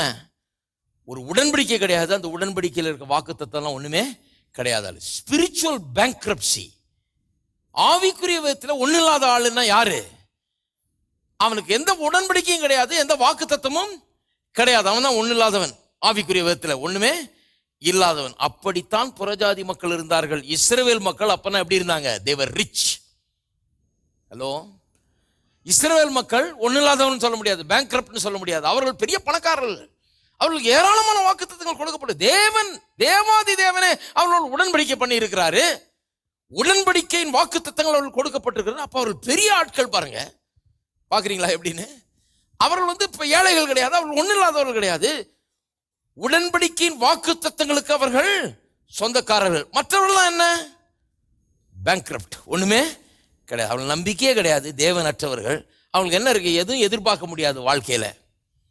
எதையாவது ஒன்று சொல்லி கர்த்தர் எனக்கு இதை சொல்லியிருக்கார், இதை எனக்கு செய்யணும் அப்படின்னு வந்து அவங்க நிற்கவே முடியாது. கர்த்தர் அவங்களுக்கு ஒன்றுமே சொல்லலை. இவங்களோட வந்து கரெக்டாக வந்து டீல் பண்ணி ஆபிரகாம்கிட்ட வந்து சொன்னார், உன்னையும் உன் சந்ததியும் ஆசீர்வதிக்கவே ஆசீர்வதிப்பேன், உன்னை பாய்க்கிறவர்கள நான் பதைப்பேன், உன்னை ஆசீர்வதிக்கிறவர்கள நான் ஆசீர்வதிப்பேன், உன்னை பெரிய ஜாதி ஆக்குவேன். இதெல்லாம் யார் சொன்னது? கர்த்தர் சொல்லியிருக்கார். அப்போ ஒரு தடவையும் ஆபிரகாமின் மக்கள் வரும்போது அந்த வசனத்தை சொல்லணும். என்ன ஆசீர்வதிக்கவே ஆசீர்வதின்னு சொன்னீர் எங்க அப்பாவுக்கு. அதான் தாவீது எப்படி ஜெபம் பண்றான்? தாவீது ஜெபம் பண்ணும்போது சாலமன் எப்படி ஜெபம் பண்றான்? ரொம்ப சிம்பிளா ஜெபம் பண்றான் பாருங்க. வள கொலெல்லாம் கிடையாது. ஆண்டவரே நான் எஞ்சுகிறேன் மன்றாடு, அதெல்லாம் ஒன்றும் கிடையாது. அதெல்லாம் எங்க அப்பாவுக்கு என்னென்னமோ சொல்லி இருந்தாலும் அதெல்லாம் கரெக்டா வந்துடணும்ன்றான். என்ன ஆள் பாருங்க, உலகத்திலே பெரிய பணக்காரங்க அவனை மாதிரி பணக்காரன் கிடையாது. அவன் சொல்றான் கர்த்தர்கிட்ட வந்து, என் தகப்பனாகி தாவீதுக்கு என்னென்னமோ வாக்குத்தத்தெல்லாம் சொன்னீர், அப்படி பண்ணுவேன் இப்படி பண்ணுவேன், ராஜ்யத்தை ஸ்தாபிப்பேன், என்னென்றைக்கும் இருக்குமாக்கும், அதாக்குது, அது எல்லாம் கரெக்டாக எனக்கு வந்து சேர்ந்தேன். அதான் கேட்குறேன் மட்டுத்தில் கராரான பேர் வழி. அப்போ ஜெபம்ன்றது கராராக கேட்கணும் கரெக்டா. இதெல்லாம் சொல்லியிருக்குது ஆண்டவரே, இதெல்லாம் அப்படி இருக்குது, இதெல்லாம் கரெக்டாக எனக்கு வந்து சேரணும், இதெல்லாம் என்னுடையது. வாக்கு தத்தத்தை சொல். நான் ஒன்றும் பேங்க்ரப்ட் கிடையாது, நான் ஒன்றும் இல்லாதவன் கிடையாது, பிச்சைக்காரன் கிடையாது, நான் இந்த உலகத்தில் வெறுமையா இருக்கிறவன் கிடையாது. தேவாதி தேவன் கத்தாதி கத்தன் தம்முடைய சொந்த குமாரை அனுப்பி கல்வாரி சிலுவையில மரிக்கை செய்து ரத்தத்தை சிந்த செய்து அவரை கொன்று அவரை சாபமாக்கி எனக்கு ஆசீர்வாதத்தை தரும்படியாக அதெல்லாம் செய்திருக்கிறாரு. இதெல்லாம் செய்துட்டு அதை எப்படி என்ன செய்தார் என்பதை எழுதி பேதுரு பவுல் யோவான் போன்றவர்களை கொண்டு எழுதி இதற்கெல்லாம் விளக்கமெல்லாம் கொடுத்து இதை விரிவாக்கி இவ்வளவு பெரிய புஸ்தகமா கையில கொடுத்திருக்கிறாரு. ஆகவே ஒரு தடவையும் ஜெபம் பண்ணும்போது பைபிளோட வரணும். ஆண்டவரே இந்த புஸ்தகம், இந்த உடன்படிக்கையின் வாக்குத்தத்தத்தில் சொல்லப்பட்டிருக்கிறபடி எல்லாம் எனக்கு நீ செய்ய வேண்டும். வேற ஒன்றும் நான் கேட்கல. கெஞ்சுறதுக்கு அங்கே இடமே கிடையாது, பிச்சை எடுக்கிறதுக்கு இடமே கிடையாது. தைரியமாக கேட்கறதுக்கு தான் இடம் இருக்குது. இதில் சொல்லப்பட்டிருக்கிறது எனக்கு செய்யும், அவ்வளோதான். நீர் சொன்னீர், நானா கேட்டேன். இயேசு அனுப்புன்னு நான் என்னைக்காச்சும் ஜெபம் பண்ண? நான் பறக்கிறதுக்கு முன்னாலே அனுப்பிச்சிட்டீர், நீர் செய்துட்டீர், இவ்வளோலாம் எழுதி வச்சிருக்கிறீர். நான் இதை விசுவாசிச்சுட்டு இப்போ வந்துட்டு இந்த உடன்படிக்கை சொந்தக்காரன் ஆயிட்டேன், இதன்படி எனக்கு செய்யும். அப்போ பாருங்க, புறஜாதியார்னா ஒன்றும் இல்லாதவர்கள், ஸ்பிரிச்சுவலி பேங்க்ரப்ட். தேவனுடைய வாக்குத்தத்தம் கிடையாது, அந்நியர், பரதேசிகள், ஒன்றுமில்லாதவர்கள், எதையும் அவர்கள் எதிர்பார்க்க முடியாது கடவுள்கிட்ட இருந்து. அவர்களுக்கு எந்த உடன்படிக்கையும் கிடையாது, அப்படியே இருந்துட்டு இருக்கிறாங்க. இஸ்ரவேல் மக்கள் அப்படி இல்லை, பெரிய ஆளுங்க, அவங்களுக்கு நிறைய இருக்குது. புஸ்தகத்தை கையில் சுமந்துட்டு போயிட்டே இருக்கிறாங்க. அவங்க இந்த புஸ்தகம் வாயில் இருக்குது, இந்த புஸ்தகம் இருதயத்தில் இருக்குது, இந்த புஸ்தகம் ரொம்ப முக்கியம் அவர்களுக்கு. இதில் தியானமாக இருக்கிறார்கள் இரவும் பகலும் இஸ்ரவேல் மக்கள். ஏன்னா இந்த புஸ்தகம் அவர்களை பெரிய பணக்காரர்கள் என்று சொல்லுகிறது, இவர்களை ஐஸ்வர்யவான்கள் என்று சொல்லுகிறது, இவர்களுக்கு ஒரு குறைவும் இல்லாதவர்கள், இவர்களை எதிர்த்து எவனும் நிற்க முடியாது என்று சொல்லுகிறது இந்த புஸ்தகம். அந்த புஸ்தகத்தை சுமந்து கொண்டு இருதயத்திலும் வாயில் வைத்துக் கொண்டிருக்கிறார்கள் இல்லையா? அப்ப நல்லா பாருங்க, இஸ்ரவேல் மக்களுக்கும் புறஜாதிக்கு எவ்வளவு பெரிய ஒரு வித்தியாசம். இவங்க ஒன்றும் இல்லாதவங்க, அவங்க வந்து எல்லாத்தையும் உடையவர்கள். அப்படிதான் பவுல் அப்போஸ்தலன் சொல்லி, நீங்க ஒன்றும் இல்லாதவர்களா இருந்தீங்க, இப்போ எல்லாத்தையும் உடையவர்களா ஆயிருக்கீங்கன்றார். அது நமக்கும் பொருந்தும். அப்ப ஸ்பிரிச்சுவல் பேங்க்ரப்ட்னா வாக்குத்தத்தம் இல்லை, உடன்படிக்கை கிடையாது இல்லையா?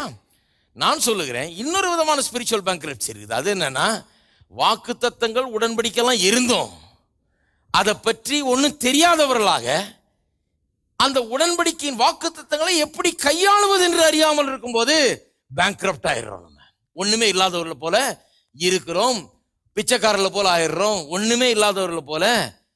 என்றைக்கு நாம் எல்லாத்தையும் குறித்து கெஞ்சிக்கிட்டு, எல்லாத்தையும் குறித்து பிச்சை கேட்டுக்கிட்டு,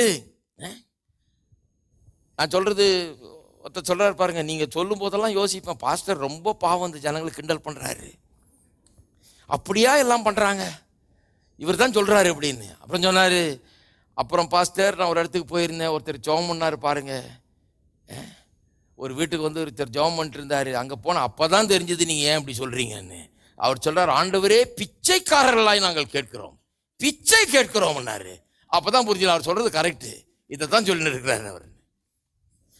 ஒருவேளை இதுக்கு அதுக்கு எக்ஸ்போஸ் ஆகாதவங்களுக்கு ஒருவேளை தெரியல என்ன சொல்றாரு இவருன்னு.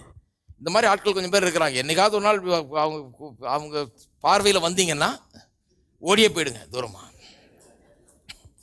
கிட்ட பேட் இன்ஃப்ளூயன்ஸ் அது. அப்ப உடன்படிக்கையும் வாக்குத்தத்தமும் இல்லாதவர்கள், ஒன்றுமில்லாதவர்கள் இருந்தும் அதை எப்படி கையாளுதுன்னு தெரியாதவர்களும் என்ன ஆயிடுறாங்க, ஒண்ணுமில்லாதவரை போல ஆய்விடுகிறார்கள். அதான் இங்க சொல்ல வரேன். அப்ப எவ்வளவு முக்கியம் பாருங்க, நமக்கு இருக்குதுங்க, முன்னே நாம் அப்படி இருந்தோம், ஒண்ணு இல்லாதவர்களா இருந்தோம். இப்பொழுது கிறிஸ்துவை சேர்ந்தவர்களாயிட்டோம். இப்பொழுது உடன்படிக்கைக்கு சொந்தக்காரர்கள், வாக்கு தத்தங்களுக்கு சொந்தக்காரர்கள். இனிமே நாம் ஒன்று இல்லாதவர்களை போல இருக்கக்கூடாது. இப்ப நாம் எல்லாவற்றையும் பெற்றவர்கள். ஆகவே நான் எப்படி இருக்க வேணும்? இப்போ இதை பற்றி அறிந்து கொள்ள வேணும். என்னுடைய வாழ்க்கையில ரொம்ப முக்கியமா இப்ப தெரிந்து கொள்ள வேண்டியது என்ன? இதை எப்படி கையாளுவது என்பதை நான் இப்பொழுது தெரிந்து கொள்ள. எப்படி இதை ஹேண்டில் பண்றது? வசனத்தில் பழக்கம் உள்ளவர்களாக ஆக வேணும். ஏன்னா இந்த வசனம் ரொம்ப முக்கியம். சாதாரண காரியம். இது ரிலிஜியஸ் புக்கு கிடையாது. இது சும்மா யாரோ எழுதுனாங்க அப்படின்னு கிடையாது. இது தேவனுடைய வார்த்தை, உடன்படிக்கையின் வார்த்தை, இரத்தத்தால் முத்திரையிடப்பட்ட வார்த்தைகள், பொய்யுரையாத தேவன் சொல்லி இருக்கிற வார்த்தைகள். சொன்னதை எல்லாம் நிறைவேற்றக்கூடிய சக்தி அந்த வார்த்தைக்குள்ளேயே இருக்கு. அந்த வார்த்தை சொல்லுதுன்னா அதை நிறைவேற்றாமல் அது என்னிடத்தில் திரும்பாது என்று கர்த்தர் சொல்லுகிறார். அப்படிப்பட்ட வார்த்தைகள். இந்த உலகத்திலே இருக்கிற மாபெரும் காரியம் என்னன்னா இந்த தேவனுடைய வார்த்தை. இதனாலதான் உலகத்தையே உண்டாக்குனார். உலகத்தை எல்லாத்தையும் இன்றைக்கு இதனாலே தாங்கி கொண்டிருக்கிறார் என்று சொல்லப்பட்டிருக்கிறது.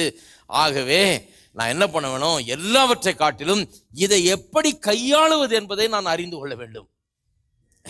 எல்லாம் சொல்லுங்க, இந்த புஸ்தகத்தை கையாளுவது எப்படி என்பதை நான் படித்து கொள்ள வேண்டும். இதுதான் வாழ்க்கையின் முதலாவது காரியமாக இருக்க வேணும். நம்ம கிறிஸ்தவர்களுக்கு இதில் பழக்கம் உள்ளவர்களாக, இதில் என்ன எழுதியிருக்குது, இதில் என்ன சொல்லியிருக்குது, இதை எப்படி நான் இருதயத்தில் வைப்பது, வாயில் வைப்பது, இதை எப்படி பேசுவது, எப்படி அறிக்கை செய்வது, இதை நான் எப்படி செய்யணும். இதை விட்டுட்டு வீண் முயற்சியில் இறங்கக்கூடாது. கர்த்தர் எனக்கு நான் கர்த்தரை நான் போய் சிங்காசனத்தை ஆட்டிடுறேன்னு அந்த மாதிரிலாம் இறங்கக்கூடாது. அதெல்லாம் ஆட்டவே வேண்டியதில்லை. அவர் அந்த மாதிரி ஆள் கிடையாது. பாருங்க, நீ ஆட்டு பார்க்கலாம், கொஞ்ச நேரம் ஆட்டை விட்டு தான் அவனுக்கு தருவேன்னார். அவர் கிடையாது. நீங்க கேட்கறதுக்கு முன்னாலே தரத்துக்கு அவர் ரெடியா இருக்கிறாரு. கேட்கறதுக்கு தான் ஆள் இல்லை. நாம் நினைக்கிறதுக்கும் கேட்கிறதுக்கும் மிகவும் அதிகமாய் நமக்கு செய்கிறவர்.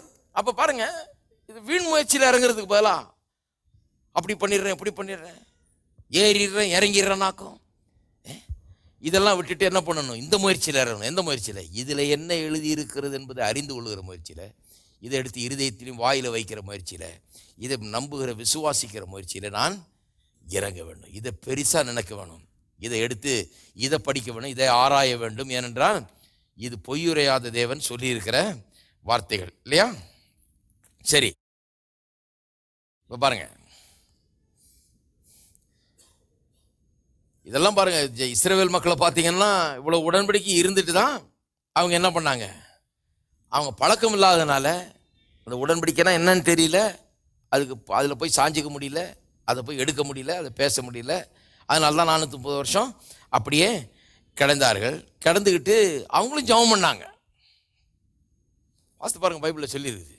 தேவன் நோக்கி கூக்குரல் இட்டார்கள் இருக்குது. நம்மூர் ஜெபம் மாதிரி தான் பண்ணியிருக்காங்க. அவங்களும் கூக்குரல் ஜெபம், உடன்படிக்கையின் ஜெபம் இல்லை அது.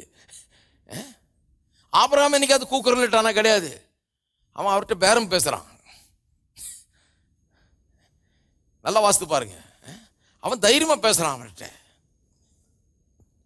ஆனா இவர்கள் என்ன பண்றாங்க? கூக்குரல் ஜனம். அவருடைய கூக்குரலை கேட்டேன்றார் கர்த்தர். கூக்குரல் எடுக்கிறார்கள். என்ன கூக்குரல் இட்டார்களாம்? தேவன் எங்கள் கூக்குரலை ஏன் கேட்க மாட்டார் என்று கூக்குரல் இட்டார்கள். இதே மாதிரிதான் ஜெபம் பண்றாங்க பாருங்க. இதைதான் வாசித்து நம்ம ஆளுங்களும் அப்படியே கூக்குரல் இடுறாங்க போல இருக்கு. அதே மாதிரி நம்மளும் விட்டு பார்ப்போம், கேட்பாருன்னு.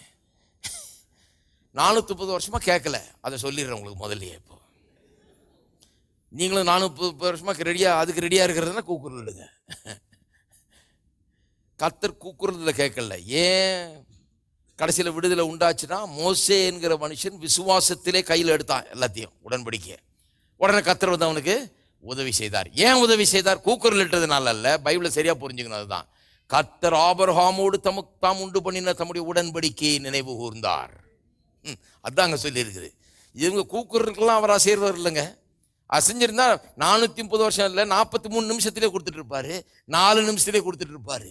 கூக்குறலுக்கு அசையில தம்முடைய உடன்படிக்கை கேட்கவே மாட்டேங்கிறாங்க, எடுக்கவே மாட்டேங்கிறாங்க ஜனங்க. அதை நம்பவே மாட்டேன்றாங்க, விசுவாசிக்கவே மாட்டேறாங்க. ஒரு மனுஷன் லேசா கொஞ்சம் அப்படி பிடிக்க ஆரம்பிச்சான், உடனே அவன்கிட்ட வந்துட்டார் கர்த்தர். ரெடி, நான் வர்றேன் வான்றாரு. இதுக்கு தான் காத்துட்டு இருந்தேன்றாரு. அவனுக்கு உள்ள அந்த வித்து இருக்குது. அதனாலதான் இந்த எகிப்தியனை கொன்னாம அந்த விடுதலையின் ஆவி அவனுக்குள்ள இருக்குது, அந்த விசுவாசம் அவனுக்குள்ள இருக்குது. பார்வோன் குமாரனா இருக்கிறத வெறுக்கிறாம இவன் தான் ரெடி. அவன்கிட்ட நேரம் முட்புதர்ல வந்து பேசுறாரு, வா நான் உன்னை அனுப்புறேன்னு. அவன் கொஞ்சம் பயப்படுறான், இருந்தா போனா அவனுக்கு ஹெல்ப் பண்றான் வாழ்றாரு. எடுக்க ஆரம்பிக்கிற ஆளுக்கு கர்த்தர் உதவி செய்யறேங்கிறாரு. எத்தனை பேர் விசுவாசிக்கிறீங்க?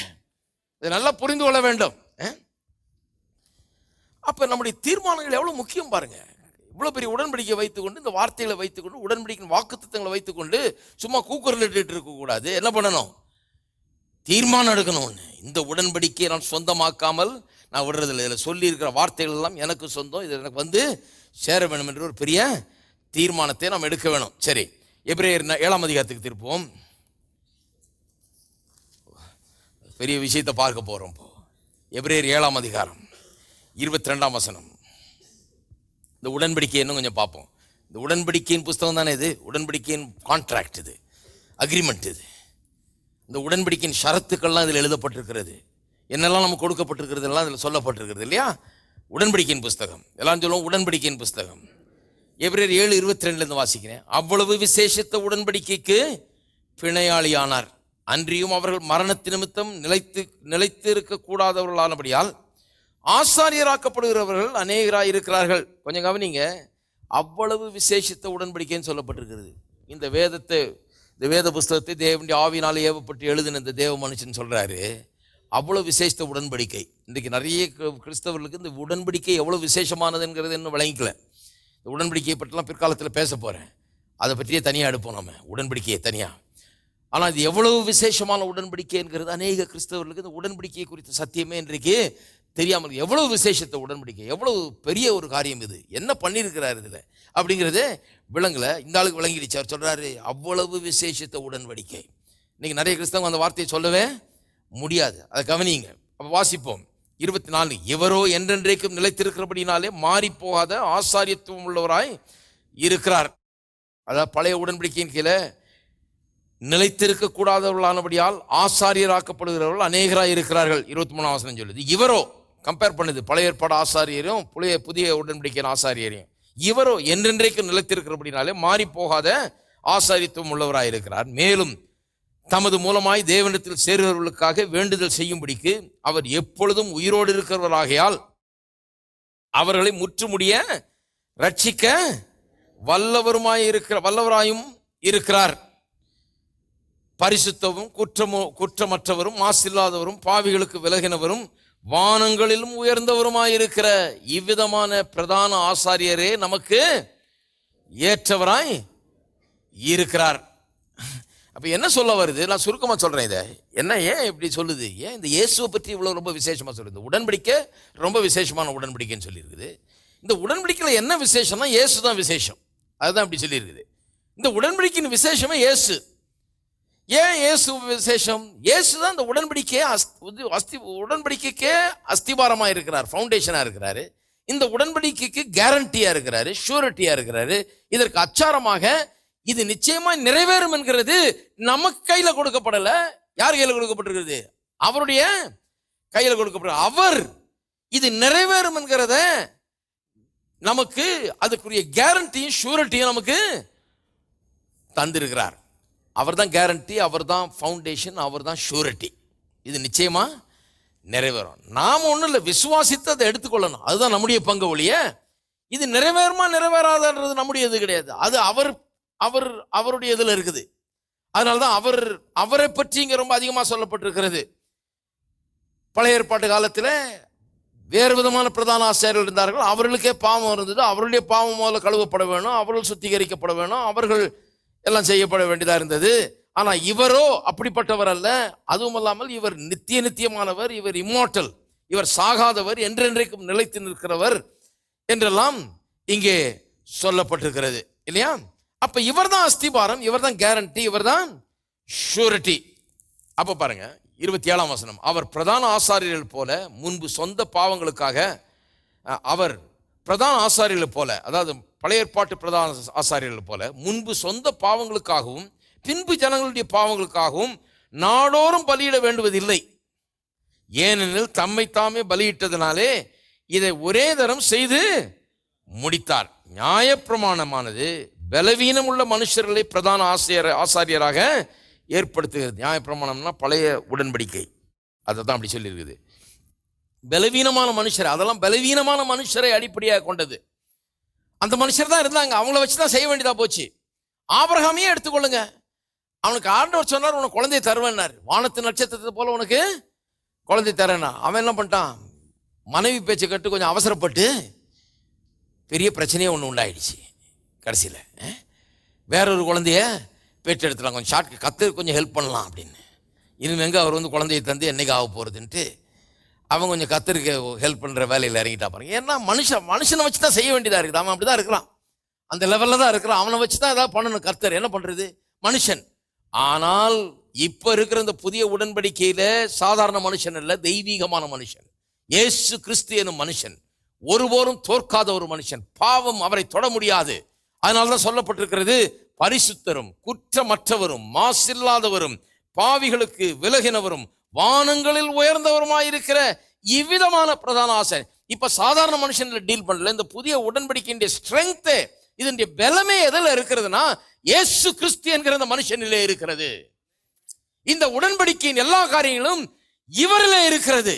இவர் தான் அந்த உடன்படிக்கைக்கு அஸ்திபாரமும் கேரண்டி ஷூரிட்டியுமாக இருக்கிறார். இவர் ஃபெயிலே ஆக போறதில்லை, பாவத்தினால ஃபெயில் ஆக போறதில்லை, மனுஷ பலவீனத்தினால ஃபெயில் ஆக போறதில்லை. எதனாலையும் இவர் வந்து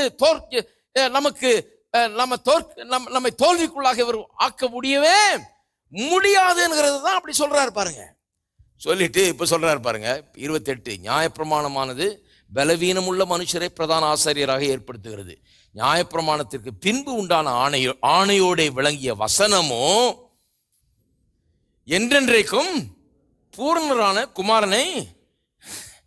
நியாயப்பிரமாணம் யாரை ஏற்படுத்திச்சான்? பலவீனமான ஆசாரியர்களை பிரதான ஆசாரியரை ஏற்படுத்துகிறது இல்லையா? இந்த பிரதான ஆசாரியர்களாலே பெரிய தொல்லையா இருந்தது. அவங்களே முதல்ல பாவிகள், இவங்களை நம்பி இவங்களை அனுப்பிச்சு தான் எல்லாம் பண்ண வேண்டியதாக இருக்குது. அவங்களுடைய பாவத்துக்காக வேண்டிய பிராயச்சித்தத்தெல்லாம் இவங்களை வச்சு தான் பண்ண வேண்டியதாக இருந்தது. ஆனால் புதிய ஏற்பாட்டில் கர்த்தர் என்ன பண்ணிட்டாரு? வேற விதமான ஒரு பிரதான ஆசாரியம் ஏற்படுத்தப்பட்டிருக்கிறாராம். அது எப்படி சொல்லப்பட்டிருக்குன்னு பாருங்க. இங்கே ஒரு விஷயத்தை விளங்க போகிறேன். நியாயப்பிரமாணமானது பலவீனமுள்ள மனுஷரை பிரதான ஆசாரியராக ஏற்படுத்துகிறது. அதே பழைய ஏற்பாட்டில் அந்த சிஸ்டம் பலவீனமான பிரதான ஆசாரியரை ஏற்படுத்துகிறதாம்.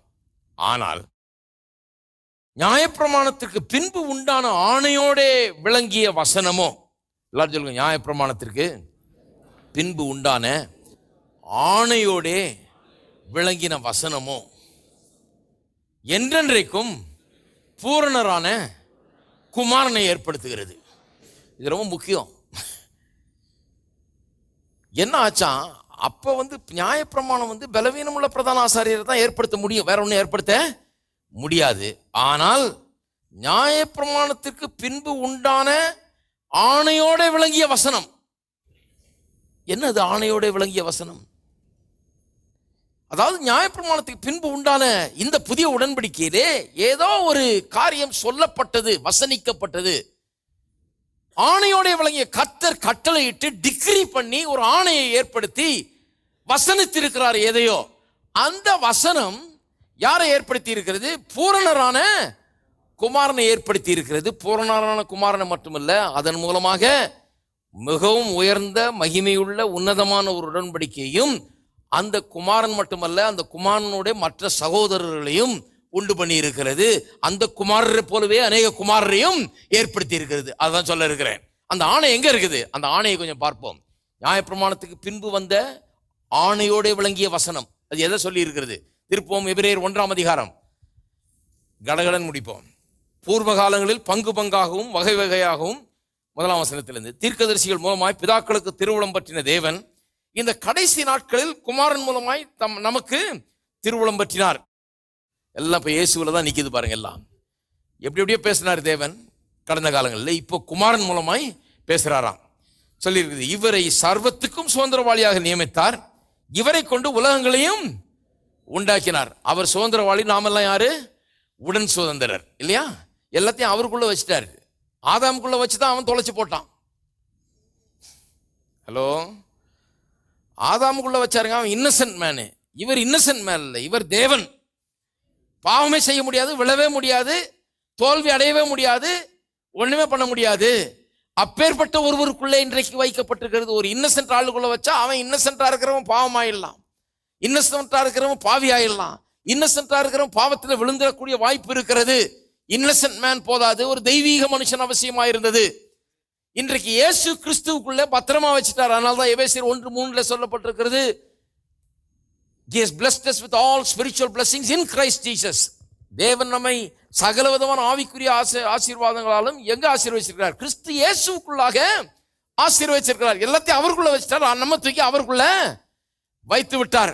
இப்ப இந்த ஆசீர்வாதத்தை தொலைத்து போடவே முடியாது, ஆசீர்வாதம் எங்கேயும் போகவே முடியாது. இன்னொரு மனுஷன் தொலைத்து போட்டான்ற பேச்சுக்கு இடமே கிடையாது. முதலாம் ஆதாம் தொலைத்து போட்டான், அப்புறம் இரண்டாவது ஒரு ஆதாம் வந்தார், அவரும் இதே மாதிரி தான் ஆனார்னு அவரை இனிமே இடமே கிடையாது. என்றென்றைக்கும் இருக்கிறவர், பாவமற்றவர், மாசற்றவர், குற்றமற்றவர், வானங்களில் உயர்ந்தவர், இப்படிப்பட்டவர், என்றென்றைக்கும் நிற்கிற தேவகுமாரனுக்குள்ளாகவே அதை வைத்து விட்டார். கவனிங்க, இது ரொம்ப அற்புதமான ஒரு காரியம். இவர் அவருடைய மகிமையின் பிரகாசமும், இவர் யாருன்னு சொல்லப்பட்டிருக்குது. இவர் யாரு? அவரே தான். அவருடைய தன்மையின் சொரூபமாய் இருந்து சர்வத்தையும் தம்முடைய வல்லமையுள்ள வசனத்தினாலே தாங்குகிறவராய் தம்மால் தாமே நம்முடைய பாவங்களை நீக்கும் சுத்திகரிப்பை உண்டு பண்ணி உன்னதத்தில் உள்ள மகத்துவமானவருடைய வலது பாரசத்திலே உட்கார்ந்தார். இவர் தேவதூதரை பார்க்கலும் எவ்வளவு விசேஷித்த நாமத்தை சுதந்திரித்துக் கொண்டாரோ அவ்வளவு அதிகமாய் அவர்களிலும் மேன்மை உள்ளவரானார். எப்படி எனில், நீர் என்னுடைய குமாரன், இன்று நான் உம்மை ஜனிப்பித்தேன் என்றும், நான் அவருக்கு பிதாவாயிருப்பேன், அவர் எனக்கு குமாரனாய் இருப்பார் என்றும் அவர் தூதர்கள் எவருக்காவது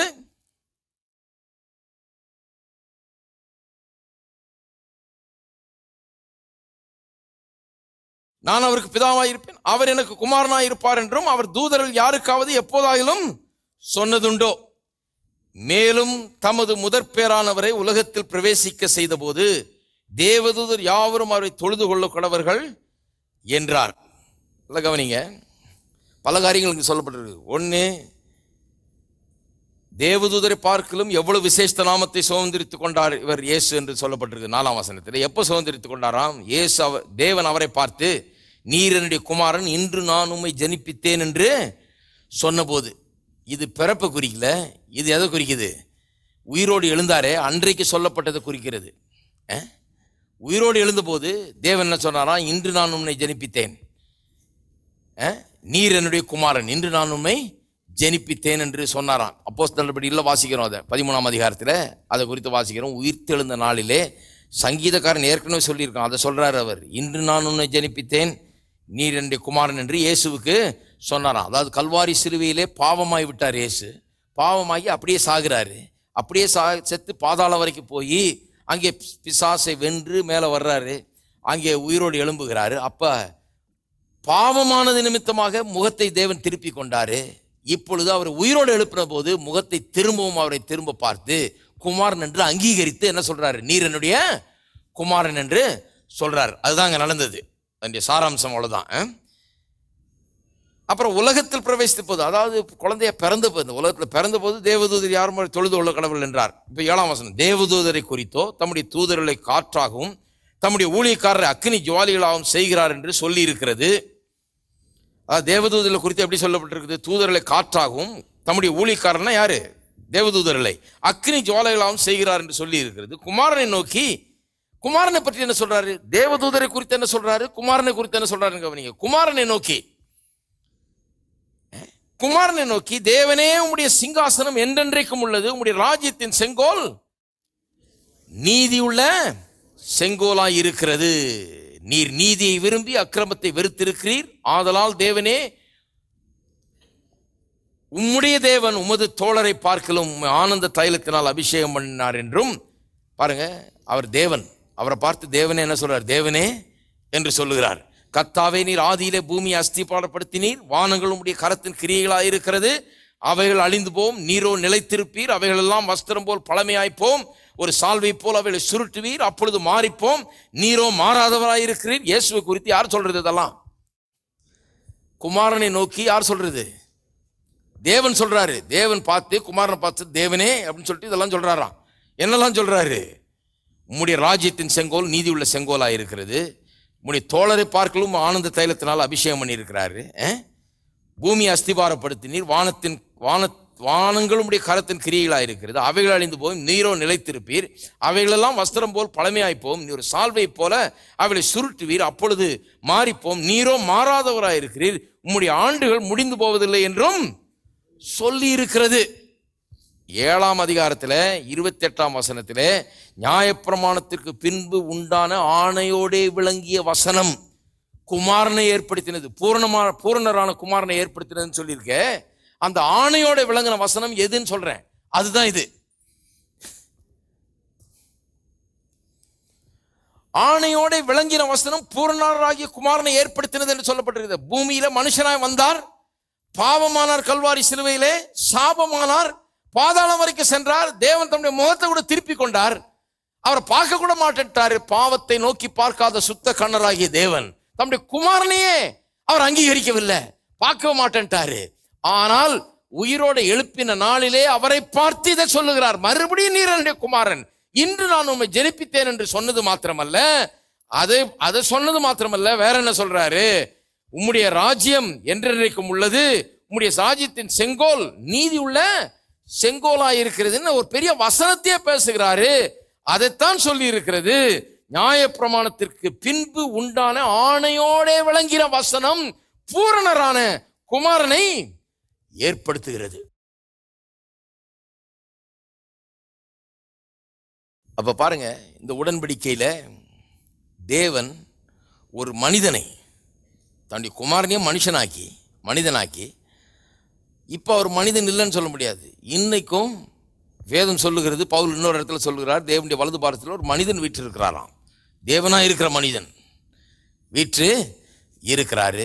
முதலாம் ஆதாமுக்குள்ள எல்லாத்தையும் வைத்த தேவன் இப்பொழுது இந்த 2ஆம் ஆதாமாகிய இயேசுக்குள்ள நித்தியமாய் விளங்குகிற, என்றென்றைக்கும் நீதி உள்ள செங்கோலை வைத்து ஆளுகிற, அழிக்க முடியாத இவர், வானமும் பூமியும் ஒளிந்து போனால் இவர் ஒளிந்து போவதில்லை, இவருடைய வார்த்தை ஒளிந்து போவதில்லை, இவர் சொன்னது அப்படியே செய்கிறவர், பூமியெல்லாம் சுருட்டி வஸ்திரம் போல வைத்திருவாராம். ஆனால் இவர் என்றென்றைக்கும் இருக்கிறவர்.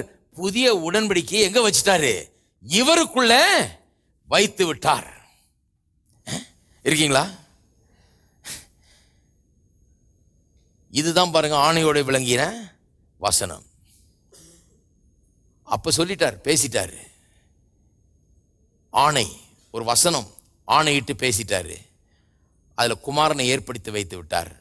குமாரனோட நம்ம என்ன பண்ணிட்டார், உடன் சுதந்திராக ஏற்படுத்தி வைத்து விட்டார். இதை வைத்த போது அவ்வளவுதான் சொன்னார்னு நினைச்சுக்காதீங்க. எவ்வளவு சொன்னார் என்பதை விளக்கும்படியாக தான் பவுலையும் பேதுருவையும் யோவானையும் யாக்கோபையும் இப்படிப்பட்டவர்களையும் கொடுத்து அதுக்கெல்லாம் விளக்கம் கொடுத்து புதிய ஏற்பாட்டை அவர்கள் எழுதி வைத்திருக்கிறார்கள். எபிரேயர் 1ஆம் அதிகாரத்தில் என்ன சொன்னார்னு வாசித்தேன், ஆணையோட உடைய வசனம் என்னன்னு வாசித்தேன். அதனுடைய விளக்கம் வேணுமா, பவுலுடைய நிருபங்களை வாசியுங்கள். என்ன சொன்னார் அவர், என்ன சொன்னார் என்றால், அவர் தம்முடைய சொந்த குமாரன் என்றும் பாராமல் நமக்காக அவரை ஒப்பு கொடுத்தவர், மற்ற எல்லாவற்றையும் நமக்கு இலவசமாக அருளாதிருப்பது எப்படி? நம்மை குற்றம் சாட்டுகிறவன் யார், நம்மை நியாயந்து இருக்கிறவன் யார்? அவரல்லவா நம்மை நீதி உள்ளவர்களாக்கி இருக்கிறார், நம்மை நீதியாக்கி இருக்கிறார். 8ஆம் அதிகாரத்தில் சொல்றார், ரோமர் 8ஆம் அதிகாரத்தில். ஆகவே ஜீவன் மரணம், எந்த பிரச்சனை, துன்பம், கஷ்டம் எதுவுமே நம்மை தேவனுடைய அன்பை விட்டு நம்மை பிரிக்க இயலாது. ஆகவே நாம் முற்றும் ஜெயங்கொள்ளுகிறவர்களாக இருக்கிறோம். we are more than conquerors through Christ. இதுதான் அதனுடைய விளக்கம். ஆணையோடைய கூடிய வசனம் என்று சொல்லப்பட்டிருக்குது, அதனுடைய விளக்கங்கள் அதெல்லாம். ரோமர் அதனுடைய விளக்கம், 1 கொரிந்தியர் 2 கொரிந்தியர் அதனுடைய விளக்கம், எபேசியர், கலாத்தியர், பிலிப்பியர், கொலோசியர் எல்லாம் அதனுடைய விளக்கம். எல்லா பவுலுடைய நிருபங்களும் அதனுடைய விளக்கம். 1, 2, 3 யோவான் நிருபங்கள் எல்லாம் அதனுடைய விளக்கம். 1, 2 பேதுரு எல்லாம் அதனுடைய விளக்கம். இருக்கீங்களா?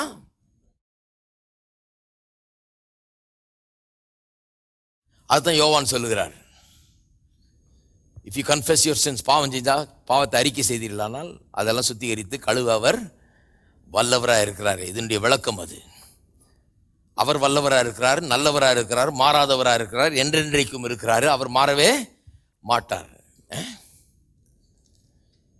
இதுல தான் நம்முடைய நம்பிக்கை இருக்கிறது.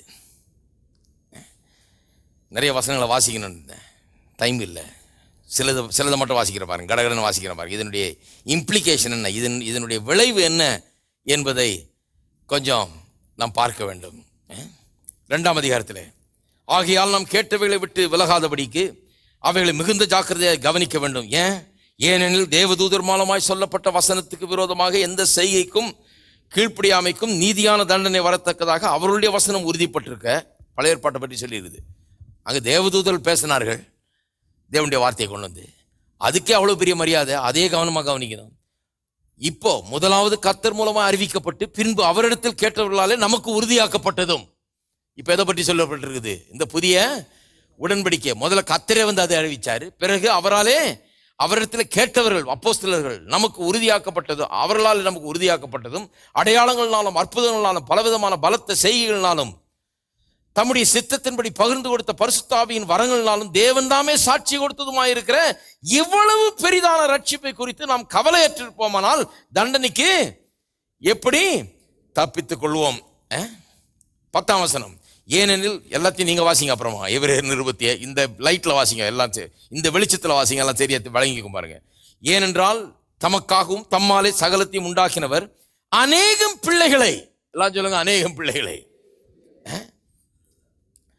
மகிமையில் கொண்டு வந்து சேர்க்கையில் அவருடைய ரட்சிப்பின் அதிபதியை உபத்திரவங்களினாலே பூரணப்படுத்துகிறது அவருக்கேற்றதாய் இருந்தது. அவருடைய நோக்கம் என்ன? ஒரு பிள்ளையை மகிமைப்படுத்தணும் இல்லை, அவருடைய பிள்ளைய அநேகம் பிள்ளைகளை மகிமையில் கொண்டு வந்து சேர்க்கும்படியாக நம்ம அவர் மூலமா பூரணப்படுத்திட்டாரு. நல்லா கவனிங்க. நாம எப்படி பூரணப்படுறோம்? இயேசு கிறிஸ்துவின் மூலமாக பூரணப்படுகிறோம். நிறைய சொல்றாங்க, எங்களுடைய துன்பத்தின் மூலமா நாங்க பூரணப்படுறோங்க. துன்பம் இல்லாமல் பூரணப்பட முடியாது. நம்ம கஷ்டப்படலன்னா பூரணப்பட முடியாது. நம்ம கஷ்டப்படுறதுனால பூரணப்படுறது இல்லை, இயேசு கஷ்டப்பட்டதுனால அவர் பூரணப்பட்டிருக்கிறார். அவருக்குள்ளே நாம் வைக்கப்பட்டிருக்கிறோம். அவருடைய பூரணத்தை நாம் பெற்றுக்கொள்கிறோம். இதுதான் வேதவசனம் போதிக்குது பாருங்க. எப்படி எனில் பரிசுத்தம் செய்கிறவரும் பரிசுத்தம் செய்யப்படுவருமாகி யாவரும் ஒருவராலே உண்டாயிருக்கிறார்கள். இது நிமித்தம் அவர்களை சகோதரர் என்று சொல்ல வெட்கப்படாமல். எல்லாம் சொல்லுங்க, சகோதரர்கள். இப்ப என்ன சொல்றாரு? அவர் மகிமையில நுழைந்தது மட்டுமல்ல, மகிமை பெற்றவராக விளங்குறதும் இல்லை மட்டுமல்ல, அவர் நம்ம பார்த்து என்ன சொல்றாரு? சகோதரர்கள் என்று சொல்லுகிறார். 3ஆம் அதிகாரத்தை பாருங்க. இப்படி இருக்க பரம அழைப்புக்கு பங்குள்ளவர்களாகிய பரிசுத்த சகோதரரே, பக்கத்தில் இருக்கிற பார்த்து சொல்லுங்க, பரிசுத்த சகோதரரே. நிலைமையே மாறிடுச்சு, இப்போ விவகாரமே வேற. பரிசுத்த சகோதரரே, நாம் அறிக்கை பண்ணுகிற அப்போஸ்தலரும் பிரதான ஆசாரியருமாகிய கிறிஸ்து இயேசுவை கவனித்து பாருங்க. அவர் யாருன்னு கவனிங்கன்றார். அது விளங்கிச்சுன்னா எல்லாம் விளங்கிடுச்சு. அவருக்குள்ள நீங்க இருக்கிறீங்க, ஃபெயிலியரே கிடையாதுன்றார். வாசிக்க நேரம் இல்லை. 4ஆம் அதிகாரம், ஆனபடியினாலே அவருடைய இளைப்பாறுதலில் பிரவேசிப்பதற்கு ஏதுவான வாக்குத்தத்தம் நமக்கு உண்டாயிருக்க உங்களில் ஒருவனும் அதை அடையாமல் பின்வாங்கி போனவனாக காணப்படாதபடிக்கு பயந்திருக்க கடவோம். ஏனெனில் சுவிசேஷம் அவர்களுக்கு அறிவிக்கப்பட்டது போல, பழைய ஏற்பாட்டில் இஸ்ரவேல் மக்களுக்கு அறிவிக்கப்பட்டது போல நமக்கும் அறிவிக்கப்பட்டது. கேட்டவர்கள் விசுவாசம் இல்லாமல் கேட்டபடியினால் அவர்கள் கேட்ட வசனம் அவர்களுக்கு பிரயோஜனப்படவில்லை. அவங்களுக்கு பிரயோஜனப்படலையா? அவங்க கேட்டு பிரயோஜனம் இல்லாமல் வனாந்தரத்தில் மடிந்து போனார்கள். நீங்களும் அப்படி ஆயிடாதீங்கன்றாரு. இதெல்லாம் கொடுக்கப்பட்டது, இதை கவனமா கவனிங்கன்றார். புஸ்தகம் இருக்குது, இந்த வார்த்தைகள் இருக்கிறது. தேவதூதர் பேசுற வார்த்தையும் அவ்வளவு கவனமா கவனிச்சிங்க. இப்ப இயேசுவும் அவருடைய அப்போஸ்தலர்களும் எல்லாம் எழுதி வைத்திருக்கிறார்கள். இதை கவனமா கவனிங்கள் என்று சொல்லுகிறார். இதெல்லாம் சொல்லிட்டு தான் அப்புறம் சொல்றார் 12ஆம் வசனத்துல, தேவனுடைய வார்த்தையானது ஜீவனும் வல்லமை உள்ளதாயும் இருபுறம் கருக்குள்ள எந்த பட்டயத்திலும் கருக்கானதாயும் ஆத்மாவையும் ஆவியும் கணுக்களையும் மூனையும் பிரிக்கத்தக்கதாக ஊர்வ குத்துகிறதாயும் இருதயத்தின் நினைவுகளையும் யோசனைகளையும் வகையறுக்கிறதாயும் இருக்கிறது. இந்த வசனம் இந்த கான்டெக்ஸ்ட்ல தான் வருது. அவருடைய பார்வைக்கு மறைவான சிருஷ்டி ஒன்றுமில்லை, சகலமும் அவருடைய கண்களுக்கு முன்பாக நிர்வாணமாயும் வெளியரங்கமாய் இருக்கிறது. அவருக்கே நாம் கணக்கு ஒப்புவிக்கிறோம் சொல்லிட்டு, வானங்களின் வழியாய் பரலோகத்திற்கு போன தேவகுமாரனாகி இயேசு பிரதான ஆசாரியர் நமக்கு இருக்கிறபடினால் நாம் பண்ணின அறிக்கையை, எல்லாம் சொல்லுங்க, அறிக்கையை உறுதியாய் பற்றி கொண்டிருக்க கடவோம். வசனத்தை அறிக்கை செய்வது உறுதியாய் பற்றி மாறக்கூடாது. இதையே பேசுங்கன்றாரு. நம்முடைய பலவீனங்களை குறித்து பரிதபிக்க கூடாத பிரதான ஆசாரியர் நமக்கு இராமல். சிலர் சொல்றாங்க, கர்த்தர் பரிதபிக்க மாட்டாரா? பரிதபிக்கிறார் என்றாரு. பரிதபிக்க கூடிய பிரதான ஆசாரியர் நமக்கு இராமல் எல்லா விதத்திலும் நம்மை போல சோதிக்கப்பட்டும் பாவமில்லாதவராயிருக்கிற பிரதான ஆசாரியரே நமக்கு இருக்கிறார். வெறும் பரிதாபப்படக்கூடியவர் அல்ல, எல்லா விதத்திலும் சோதிக்கப்பட்டும் பாவமில்லாத இருக்கிற பிரதான ஆசாரியர் நமக்கு இருக்கிறார். ஆகையால் நாம் இரக்கத்தை பெறவும் ஏற்ற சமயத்தில் சகாயத்தையும் கிருபையும் அடையவும் தைரியமாய் கிருபாசன தண்டையிலே சேர கடவும். இப்படியே போயிட்டு இருக்கு பாருங்க. ஆறாம் அதிகாரத்தில் வாசித்து பார்த்தீங்கன்னா 16ஆம் வசனத்திலிருந்து அந்த ஆணையை பற்றி இன்னும் விளக்கமாய் சொல்லப்பட்டிருக்கிறது. அப்புறம் 7ஆம் அதிகாரம் நாம் வாசித்த வசனம் ஆணையோடைய விளங்கிய வசனம் என்று வருகிறது. அப்புறம் 9, 10 ஆகிய வசன அதிகாரம் போயிட்டு அப்புறம் 11ஆம் அதிகாரத்தில் விசுவாசத்தை பற்றி சொல்லப்பட்டிருக்கு. என்ன சொல்லிருக்கிறது?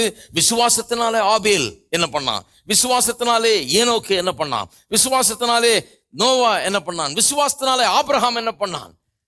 அவங்க எல்லாம் என்ன பண்ணாங்கன்னு ஏன் சொல்லி இருக்குதுன்னா, அவங்க எல்லாம் தங்களுக்கு கொடுக்கப்பட்ட காரியத்தை உடன்படிக்கை எடுத்து அதை எப்படி உபயோகப்படுத்தினார்கள், அதில் எப்படி நடந்து கொண்டார்கள், how they acted on it, அதை எப்படி செயல்படுத்தினார்கள், அதனுடைய ஆசீர்வாதங்களை எப்படி சுதந்திரித்துக் கொண்டார்கள், அதே போல நீங்களும் செய்யுங்கன்றாரு.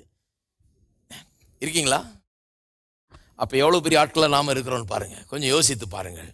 இந்த புஸ்தகம் உடன்படிக்கையின் புஸ்தகமாக இருக்கிறது. இதை சரியா கையாளணும், இதில் கவனம் செலுத்தணும், இதில் நம்ம மனதை வைக்கணும், இருதயத்தை வைக்கணும், கண்களை இதில் வைக்க வேண்டும். கண்கள் இதை விட்டு பிரியாது இருக்கக்கூடாது. இருதயத்தில் இதை வைக்கணும், வாயில் இதை வைக்கணும். வைத்தால்தான் இதில் சொல்லப்பட்டிருக்கிற காரியங்கள் எல்லாம் நாம் பெற்று அனுபவிக்க முடியும். இல்லையா? இருக்கீங்களா? எல்லாரும் எழுந்து நிற்போம். ஸ்தோத்திரம்.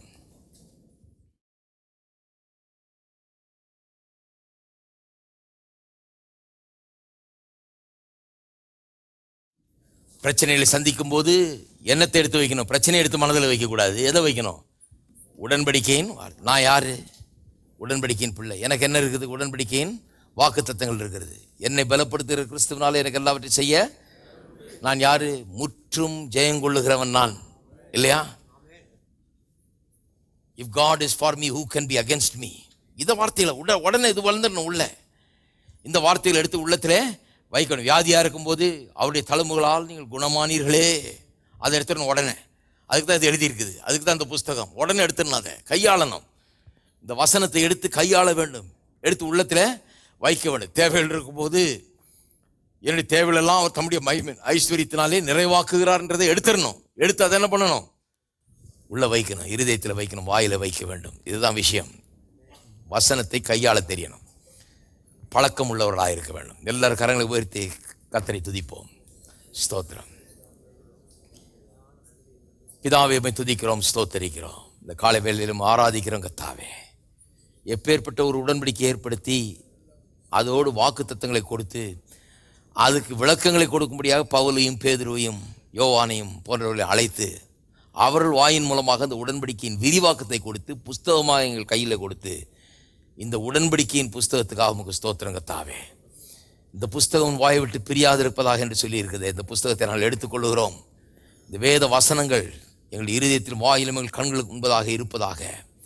ஒவ்வொரு குடும்பத்திலையும் கர்த்தாவே இந்த புஸ்தகத்துக்கு ஒரு பெரிய இடம் உண்டா இருக்கட்டும் கர்த்தாவே. இந்த வார்த்தைகள் மேலோங்கட்டும். பிரச்சனைகள் அல்ல, பிரச்சனைகள் குறித்த எண்ணங்களும் தியானங்களும் அல்ல, பிரச்சனைகள் குறித்த பேச்சல்ல. இந்த வார்த்தையில் சொல்லப்பட்டிருக்கிற மாறாத தேவன், பொய்யுரையாத தேவன், வாக்கு தத்தங்களை நிறைவேற்றுகிற தேவன் என்ன சொல்லி இருக்கிறார் என்பதே ஒவ்வொரு வீட்டிலும் பெரிய பேச்சாக இருக்கட்டும் கர்த்தாவே. வெற்றி, சுகம், ஆரோக்கியம், பலன், ஜெயம், ஆசீர்வாதங்கள் ஒவ்வொரு வீட்டிலும் உண்டாயிருக்கட்டும். இயேசுவின் நாமத்திலே ஜெபிக்கிறோம், ஆமென். நம்முடைய கர்த்தராகிய இயேசு கிறிஸ்துவின் கிருபையும் பிதாவாகிய தேவனுடைய அன்பும் பரிசுத்த ஆவியானவருடைய ஐக்கியமும் நம் அனைவரோடும் இன்றைக்கும் என்றைக்கும் இருப்பதாக, ஆமென்.